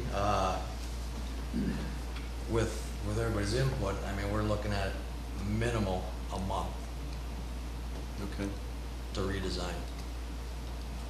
And what's your timetable for if this were to be delayed at the RPC hearing? If this were to roll to the next RPC meeting, whatever, that's what, every 2 weeks? Yes. That'd be like first week in November? I would say you would definitely wouldn't even think about starting until spring. The state approvals are out about 6 weeks right now, plus all the permitting we have to do, plus what we have to hire the stormwater, obviously, and everything else to get done, so it's a tight time frame. Go ahead. Would it be possible to have a meeting with plan commission members, town board members, a special meeting, our neighbors, our people here, our applicants, to come back with another design and list all of the conditions that would make you happy? Is that a possibility? It's fine with me. I don't want to get into, there's a word for it, I can't use it. I'd like to have a discussion to resolve it promptly for all of our sakes. I don't want to carry this forward for indefinitely, but, you know, the possibility you might be able to downsize the building a little bit, or in a redesign for the appearance, the building size might be more acceptable. I can't tell you that. I can just tell you that the reaction that we have as a group, I think, is pretty much standard. Could you, without doing a complete redesign, I'm assuming you have artists, whatever, could you provide a couple different sketches of something that we could run by the group and say, this is the direction we'd like to go in, and bless it and move ahead, knowing that we're not going to reverse ourselves at a later date? I think what I would like to offer, which is kind of the reverse of that, okay, is I would like to have the meeting with the neighbors and the board, and I would bring Rob, who's my architect from Keller, okay, and do an interview, so I'm not drawing 3 or 4 different drawings, guessing what people are going to want to see. That way, everybody would have input into the design, to see if it would work for Steve and Maria and the neighbors. I mean, you might not be able to come to that conclusion, but at least we'll know everybody's input, and I'm not having our guys guess on what you guys want to see. You have a portfolio of buildings that have been built already, or? Absolutely. I mean, if you would bring something like that, where, here's different designs, materials used, whatever, and, that would help. I mean, that would definitely help. I think people could get it may not be the same building, but this is kind of the idea we're looking at. I mean, I think my board here, and it's tough to say for sure, but I think right now I'm the deciding factor. And I may be reading more into it than not. And I'm willing to go that route if you want to give it a try and see if we can get agreement from these people that it fits their area a little bit better. I'd like it to be a win-win for all of us and not winner loser. I know you've invested a lot of time and effort in this, so now we're starting to catch up with you. So if the people that are opposed to it, but I think there might be a way to reach a mutually agreeable thing, and then I would support that. It's going to move you back a little bit, I understand that, but otherwise I think the option tonight's going to be a vote that will not be to your liking, I think. So if you are agreeable to that, what he has suggested, we pick a time that's mutually agreeable and get together and see if we can work through, and we would condition things like fencing and tree movement, and we all want something that fits our community better, that that we're happy with. I'd be happy to put that together and make that happen.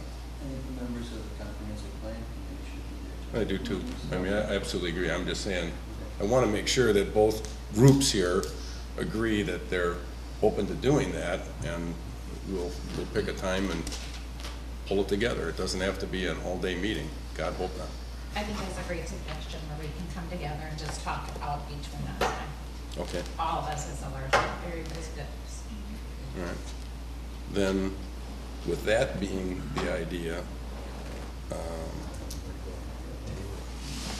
I would propose that we roll this over to next month's meeting and pick a time in between. And you can postpone with the RPC for a 2-week period if that is what you'd like to do, or you can go to the RPC with no recommendation from us. I'll leave it in your...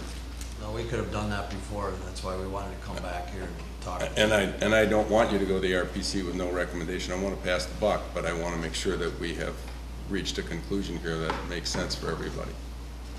So, does that seem workable then? And we'll What table. kind of timetable are we talking?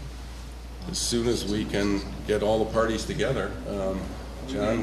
We can make at that meeting, if we're all there, and we have a quorum of the board, we could make a recommendation at that meeting. That's true. Provided it's noted. Yeah. Provided Notice. Yeah. Right. So it has to be because we're all together. Right. We could do that. With the plan commission and us, We could have a special meeting, which is a communication around what's up, and then a special meeting, reach a conclusion at the end, and still do that. That's what would not be an issue. Just because there were some opinions on the comprehensive plan committee that people need to be aware of too, so. So now if I get this right, you're going to meet with them and vote on all this at the same meeting? Well, we're not sure, but we could.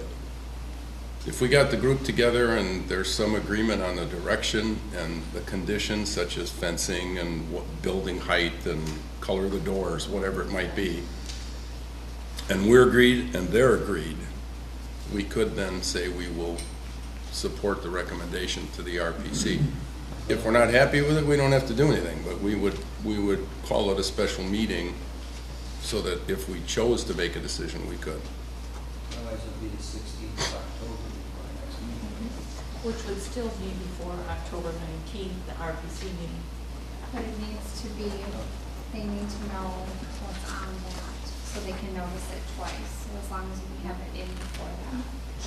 Well, it can always be withdrawn too.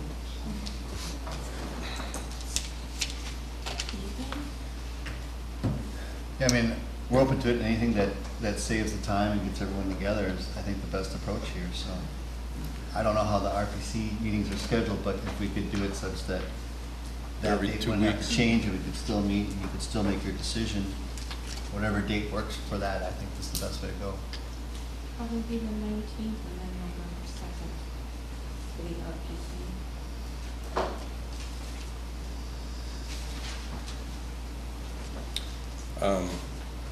John, can you make the 25th? No, September, a week from tonight. Wait a minute, I can't. That's not a good idea. I chair a meeting that I won't be here.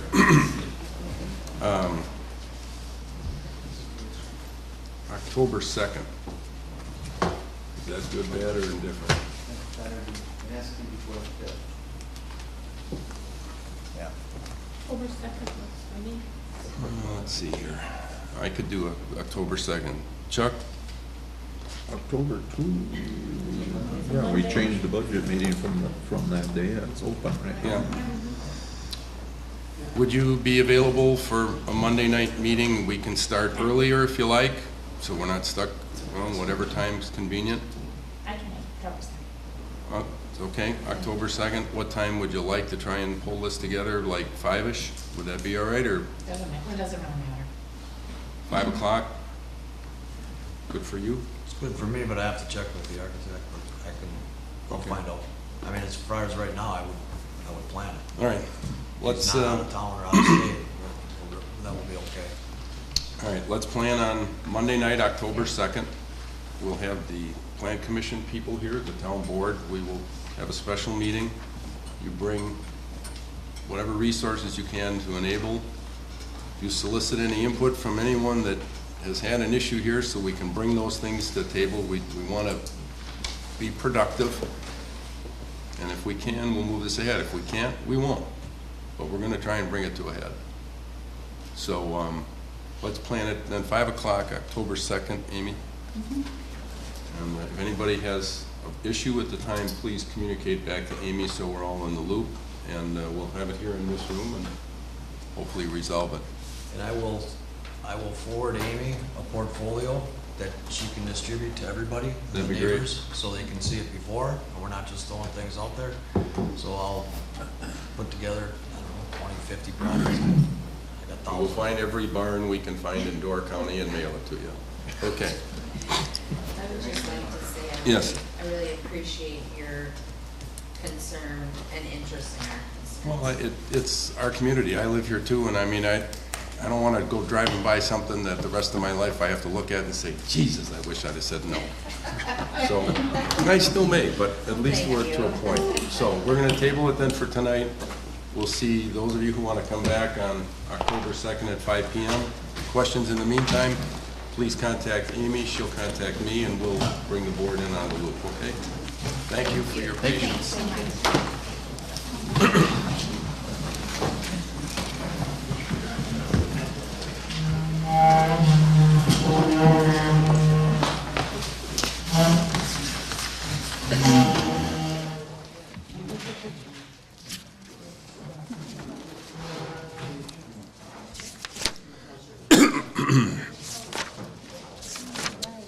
All right, let's try and get back on track with our agenda here.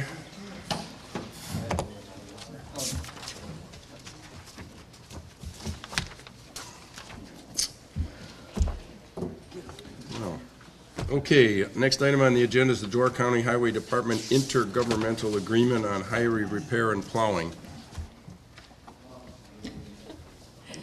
It's been a long night. This has been around year after year. It's just so you know, it's an agreement we sign with them on certain levels of service that they provide with us.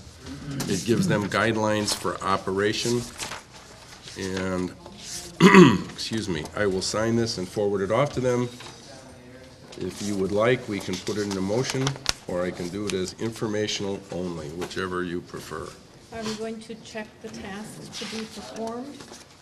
Yeah, we did that against what we had last time. Okay, So the same the same task. I tasks. believe you added road signs to it, did you not? Yes. And that's right at the top. weekend they have stripping instead of striping. Oh, well, we can strip the roads. Amy, when we send this back, we'll change that for them, since they always have stripping. Okay. You want a motion on it, or just FYI? Let's do a Move that we motion. approve the highway department's, what do you want to call it? Intergovernmental agreement. Intergovernmental agreement for tasks, highway repairs and so forth. Okay, motion by Chuck, second by? I will second that. Second by Linda. All those in favor signify by saying aye. Aye. Opposed? Passed. Budget requests. This is nothing more than a reminder that if you haven't had a cable committee meeting, a park meeting, a whatever meeting you need to get that in before. So Amy can work on that for our budget workshop on October 30. Does that mean we need a fire meeting? Pardon me? Does that mean we need a fire meeting? We haven't had a fire meeting. Do you need any money? If you don't need money, you don't have to have a meeting.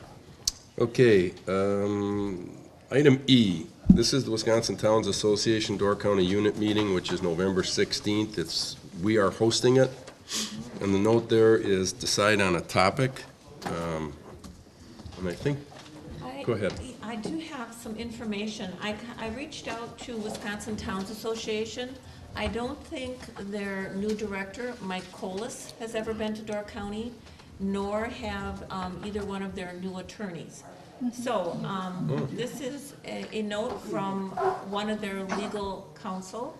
It says, thank you for the invitation to a Door County unit meeting. We would be happy to have one speak at your event. It could be either Mike Coles or myself who would attend. We would ask for your patience until, we advise them what topic or details, and then, we could work with them. So that's a suggestion. I think that's a good one. We could have an open legal Cracker Barrel and ask all the questions on open meetings, conducting a meeting. That would put the burden on an attorney to try to remember everything, or, he could not prepare for something like that, but. Or like I said, you could choose a topic, a specific topic. I like that. I think that's a good suggestion Or as they any. could pick the topic. Why don't we give them an option?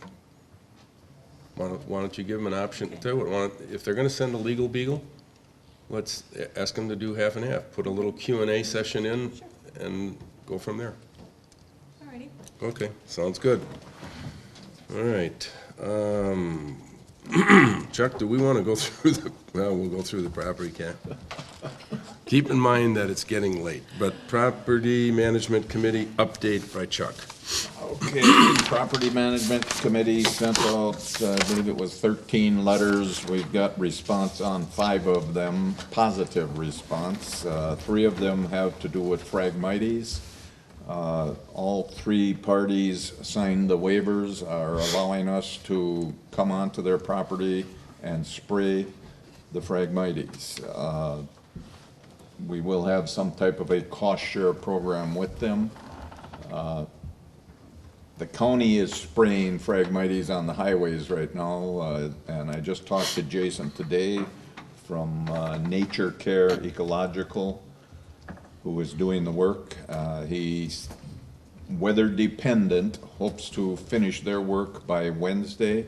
He would take care of our problem right away before he leaves the area and goes back onto the other side and heads back toward Green Bay. So, Do we have any idea what this is gonna cost? less than 6 cents a square foot. The contract, as I said, it's not signed, but he more or less verbally agreed to everything. It was .006 cents per square foot. That was 6 figured mils. on 6 mils square foot. How much is So this $60. now? $60 a thousand. An acre, or 100 acres. How much is It this was gonna based cost? off of an acre, and then you had to break it down because the majority of the people don't have an acre of Phragmites. We So really it's, don't know what it's gonna cost it's, the town. I mean, it won't cost the town anything You've heard that before, haven't you? Heard that? The town will be charged for the job, and then it's a 50-50 cost share, anything over $50. So if your weeds only cost $40, you pay the $40. The town will pay it, but we will turn around and bill the property owner. If it's over $50, we have some donations set aside now that would go a 50-50 cost share over that. So it's very reasonable for anybody that has these Phragmites. I've explained it to the people, and they've all agreed that they couldn't take care of it themselves for that kind of money. So we're on a roll here, and time is short. So I mean, we managed to pick these 3 up, and luckily they came right forward. Other than that, the remainder of the letters were sent out to problem properties, excess amount of trash, rubbish around the property, too many motor vehicles that are abandoned, not operating in that. One of the big concerns is storage facility. You're not allowed to use an old school bus or an old truck body or thing like that as a storage shed. So, I mean, all these things came up. We chose what we considered a reasonable number of complaints and sent letters out. I've received calls from 2 of those people now, and they both agreed to start cleaning up. They wanted to know exactly what we expect of them. I said, it's a little bit difficult, but you try to follow the rules and the zoning and that, the ordinances. You can have your stuff, but you can't have it in public view, more or less. You know, it's got to be put in a shed or put behind a fence so that it doesn't affect the neighbors or anybody driving down the roads. And everybody agrees, you know. You look at your own property, you probably got something that somebody's going to complain about. It's in the eye of the beholder. So we're trying to work with people. We'll do anything we can. One of the fellows called today. He's going to need some help cleaning his place up. So I said, I'll work on that. Whether I got to go out and have somebody come in and help him clean it up, we'll do the best we can. The other thing is we're trying to make things fair for everybody. We don't want to be picking on anybody in individual, you know, and have them feel as though we're picking on them and we're not taking care of the one down the road. That's not the case. We intend to take every complaint we get seriously and work with it. So we're putting together a complaint form. Anybody calls a complaint in, and they can be anonymous if they wish, but we need a date, a time, an address, where the problem is, what the problem is, and then we will take it from there and see what action needs to be taken if there actually is a problem, and handle it from that point, and keep track of what happens as it goes forward too. If the people outright refuse to comply or, you know, voluntarily comply, I think it would be wise on our part to send them a complimentary letter had they actually cleaned it up and made it decent. The other part is the action plan, outside of the form, the action plan. We're going to identify the concern, the location, and the owner. Put that on a complaint form. We need to identify the ordinance violations, determine the action required to become compliant, establish a time frame to become compliant. There will be notices, letters. Do they need to be registered letters or regular mail? The second notice, have they not acted according to the first notice? They get a second notice threatening legal action. Then it gets down to legal action. There are several different options we can take there. We can have the letter written by an attorney, just threatening them again, requesting that they clean it up, or we can go to a citation by, and fining them. There are requirements needed there, or we can turn around and we can sue. That gets expensive, but that would definitely get somebody's attention. I would hate to see anything have to go that far, but at what point, I guess, do we need to come to the town board to get the okay to keep moving forward with some of these complaints? I said, once we get to number 7 there, the legal action, that's when the money starts piling up, when you've got an attorney involved, so.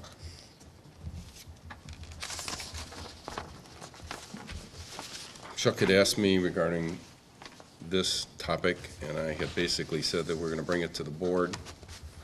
One, you need to be informed in terms of what's happening, and 2, we need agreement on the next step once we get past the basics.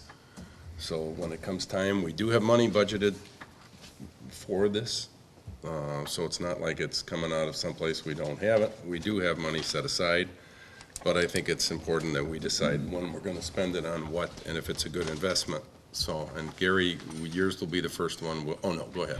Yeah, I got a question. The biggest thing is nuisance. That word is so loose. I could look at any one of you guys and say, oh, she's a nuisance. Yeah. And this is what's wrong with this. I am, yes. You cannot, how do you justify this? You got, if it's public safety, I have no problem. You know, you're endangering other people, I have no problem with that. But if you're gonna go down the road and look at a wood pile here and a wood pile there and say that's a nuisance and that one's not, forget it. You're asking for trouble. That's why I said each individual complaint has to be looked at, it has to be decided, and with the committee, once it gets set and gets a little experience, we will know, you know, and the fact that, I said, look at your own yard. And then, now you got second thoughts, should I go and complain about what's in that yard, you know? It's... You know that we have enough properties in the town that I think universal acknowledgement that something needs to be done, whether it's considered a nuisance or an eyesore or something, and we're going to pick and choose to make sure that we try and improve, not just become a pain. We're not interested in being somebody's pain, you know. That's not the goal. Is that why we elected you guys to do this? Well, amongst everything else, yeah. I understand there's a lot to do with it. When you put that word in there, nuisance, that's It's a definition, and it covers a lot of territory. In your favor. But like I said, when you go to the ordinance, it does list specific ones, but it also leaves the sentence open at the end. This is not all, you know, so, I mean, you gotta have room to compromise though, too. And a lot of it is, it's like storing 4 or 5, what I would call junk cars. You don't call them junk cars, maybe they're antiques, or they're spare parts for your stock car. But put them in your backyard, behind the shed, rather than out in the front yard where the neighbor's gotta look at them. I mean, that would be a simple solution. It doesn't cost you anything, other than you had to move them. And, you make everybody happy, you know, now nobody's got something to complain about anymore. Why aren't you happy that it's his yard? What gives you the right to make that judgment? Because the law states that you're interfering with the neighbor's rights too. You know, that's one reason I said, you have a right to do what you want on your property, within reason. Maybe. So, I mean, when your rights start interfering with other people's rights, that's where the problems come. So, and that's where the fine line is. You gotta draw the line and then try to settle it between the people, just like we did tonight. Right. You know, with this winery. So you just all get together then? If we can get together and try to do this, it'll turn out better. You know, it'd be a hell of a lot nicer than having to take somebody to court. So, we got a question in the back. So basically it boils down, like Mr. Lorkel said to me one day, you pushed and they pushed harder. Isn't that how it came out of your mouth, Dan? So now you guys can do this nuisance law thing. And I'm sure I got a letter in my mailbox, which I didn't check, which I really honestly didn't get to this week. But anyways, I hope you guys did your homework on who's licensed by the state before you sent these letters out. Because you might end up in legal litigations that you might not want to be in. I'm just asking the question because I'm quite certain, I'm a betting man, and I do like to bet sometimes. Between the two attorneys I've already contacted by the actions of our town chairman, it's costed me to the tune of $1,700 already and change. So I'm working on it pretty good. Your little innuendos, Chuck, I understand them all. I heard them all. But like I said, you guys best make sure that the licenses that are hanging on the wall are to state code, which they are. You better mind P's and Q's, whose property you go on and who you send letters to. Because you guys are going to end up in a world of trouble. I'm just, you have to follow the state laws, as you just said. You follow the laws, but sending a letter to anybody and saying they have a problem, or you know, neighbors are complaining, other people, it can be anybody that complains. It could be the fact that we drove by as a board on a road inspection and saw what we conceive to be a problem. So you get a letter. If you disagree with it, it's your position to come back to us and let's talk it over. You don't need to run off and hire an attorney right away to, you know, and threaten people. Sit down and discuss the problem and see, you know, maybe it's not a problem. The thing was sitting there, or I'll call it another junk car, was sitting there because so-and-so just dropped it off and I haven't had a chance to take it and hook it up and put it back behind there in the pile, you know. Or I'm waiting for somebody to come and pick it up and take it. So the people that, basically how it falls down is the people that are reporting you are creating a nuisance, correct? Okay. You never know This is who a reports. legitimate question. You never know who reports. I don't care. You get the It calls. doesn't matter. So the people that are calling you guys, they're creating a nuisance. That falls under the nuisance law, does it not? And I know you're not an attorney. Be very careful what you quote as. It doesn't really fall under the nuisance How law, does it not? but it begins to be a problem. If they continue to harass somebody, then it is a problem. Well, I mean, if so it you falls have under a a, nuisance law. So hence the town chairman. He falls under a nuisance law. We got enough. Thank you, John. No, I'm Appreciate not your done yet. comments. You All cut me right, off the last 3 meetings. we're You're going. gonna cut me off again. All right, I have one question on the fragmite. sure. pardon? On the Phragmites, if there's a $60 bill out there, right? Do we pay 30 and 30, or does? No, they the pay homeowner 50 55 and we pay they 5? would pay 55 and we'd pay 5. Okay. Yeah, so But they as pay- I said, it's They not, pay the first They pay 50. the first 50. they and pay then the it's a first 50-50 50 split. and anything over that, we will split 50-50. So, and like I said, it's donated money. The people that had Phragmites in the past or don't want it today have donated this money in to help the people that do have the problem eliminate it. So that's what we're working on right now. Okay, so Chuck, you want to do the approval of the contract with Jason for spraying the Phragmites, which is resolution number 2? Right. I have a sample of it here. I've got one from the county of Door and I've got one from the town of Nassawapi, and as I've been going through them, they're basically the same thing. They're independent contractor contracts, specifying what work needs to be done. They will not, Jason will not spray if he does not have the authorization from the property owner. So it's limited to that. He will use GPS coordinates on the area he sprays so that we can pin it down to which property owner it belongs to.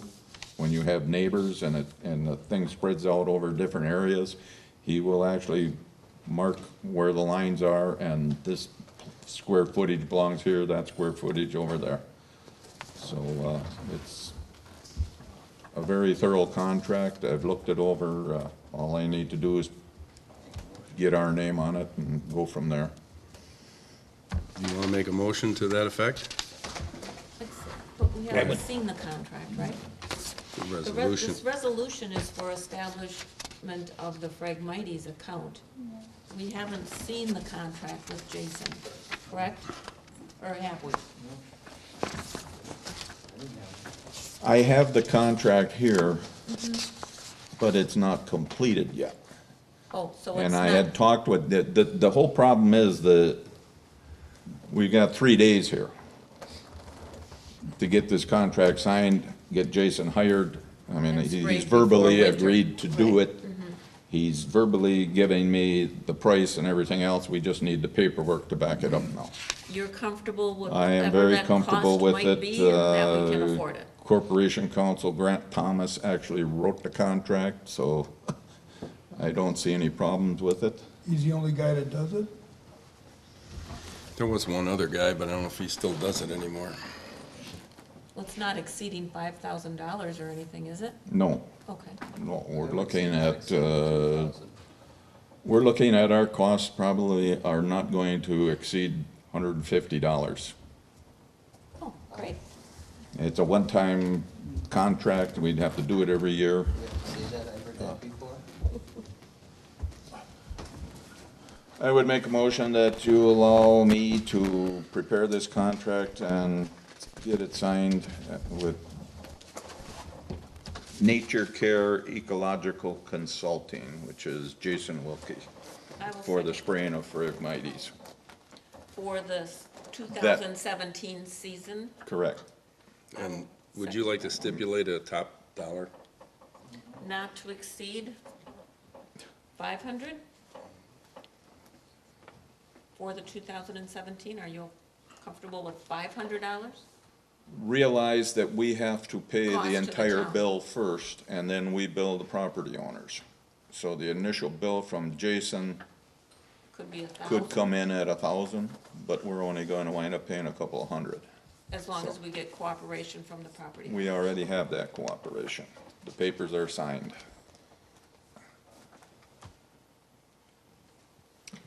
It's up to you, it's up to you. I just think, Well, let's since we're let's authorizing look him at with it. an The unsigned maximum- document, just say $1,000 and that's The it. maximum we have in our account right now is 700 some odd dollars. I'll put a limit of $700 on it. There you go.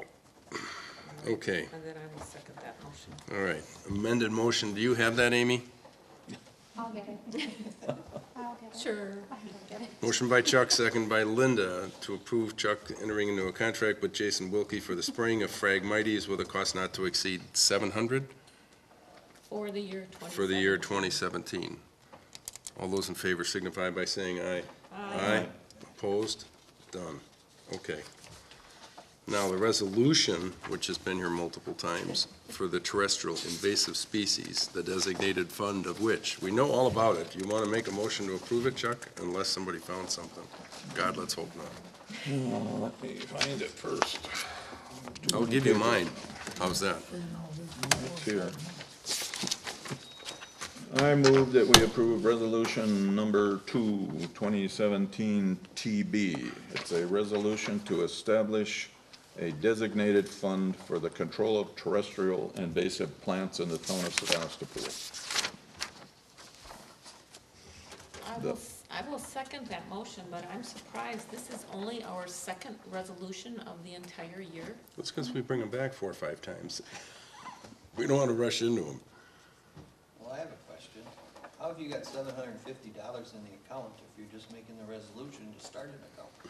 We have $750 in donations sitting in the general account, but those donations were obtained specifically for the control of Phragmites, similar to the defibrillator fund that started for the, so what I am doing here is setting them aside so they don't get used in any other manner. And what I've also done, because Phragmites could someday become eradicated, that any remaining funds we would turn around and use for the next invasive species we decide to go after. Okay, we didn't vote on it, right? Not yet. Okay, so we have a motion on the floor, so let's vote. All those in favor signify by saying aye. Aye. Opposed? Motion carried. I'm gonna hold over the resolution 3 on town committees. I forgot something, so we'll bring that back next month, Amy. All right, financial reports. You have fund balances, transactions, lists. You should have all, I'm actually ahead of myself here. Transaction reports and the budget versus actual as amended January through August. Any questions on any of those documents? This might be something for our budget session, but if we're going to start, if Phragmites contributions are gonna be part of that designated, we budgeted 15,000 for the property management committee. Maybe we wanna Put that under? start setting that aside as well, so that we don't have to budget 15,000 every year. We can talk about it at budget, I suppose. Okay. That would be another resolution. And it would make 3. Well, okay. Yeah, financial reports. Amy, do you have anything that you'd like to add to this before we vote to accept the financial reports? We paid our last quarter of our fire dues this month. I've heard. We'll soon be receiving our general transportation aids at the end of this month. Our room tax revenues are right on track. The next 3 months are the biggest months. And the portables were pulled, will be pulled this week from Clark Lake and Whitefish Bay Launch. And Clark Lake launch, yeah. Those have already gone. That's it. What, I forgot my question. Okay, well, skip that question, all right? So, we have the financial reports, probably a motion to accept and put those on file, please. I would move to accept the financial reports for the month of August 2017 and place on file. Second. All right, motion by Linda, second by Chuck. All those in favor signify by saying aye. Aye. Aye. Opposed? Carried. Treasurer's report. Boy, that question's still floating around up there. Okay. Everybody have a chance to sign the vouchers, bills, and claims? Yeah. Okay, a motion would be in order for that. I'll make a motion to approve the vouchers, bills, and claims. Second by, I'll second it. all right, motion by John, second by Tony to approve the vouchers, bills, and claims for August 22nd through September 18th, 2017. All those in favor signify by saying aye. Aye. Aye. Opposed? None. Approved. Motion carries. Oral committee or commission reports minutes. What did we have there? We have property management committee meeting minutes from August 14th, and I believe those are the only ones. Are there any oral committee reports? All right, hearing none, we will take. Asking for the dam report? The dam is, we're stop damming. Okay.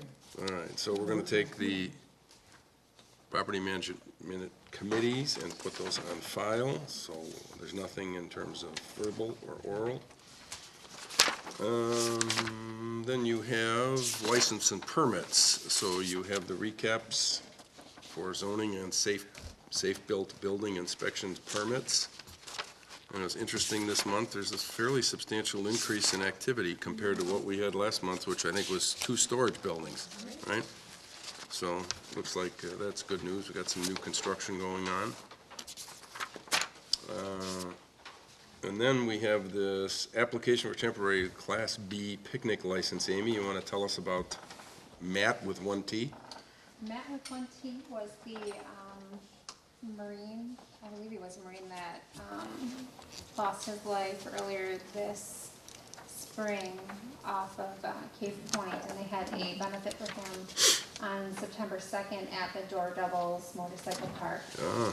Then we also had a benefit for Pete Piat that took place September 9th at the town of Sevastopol Park.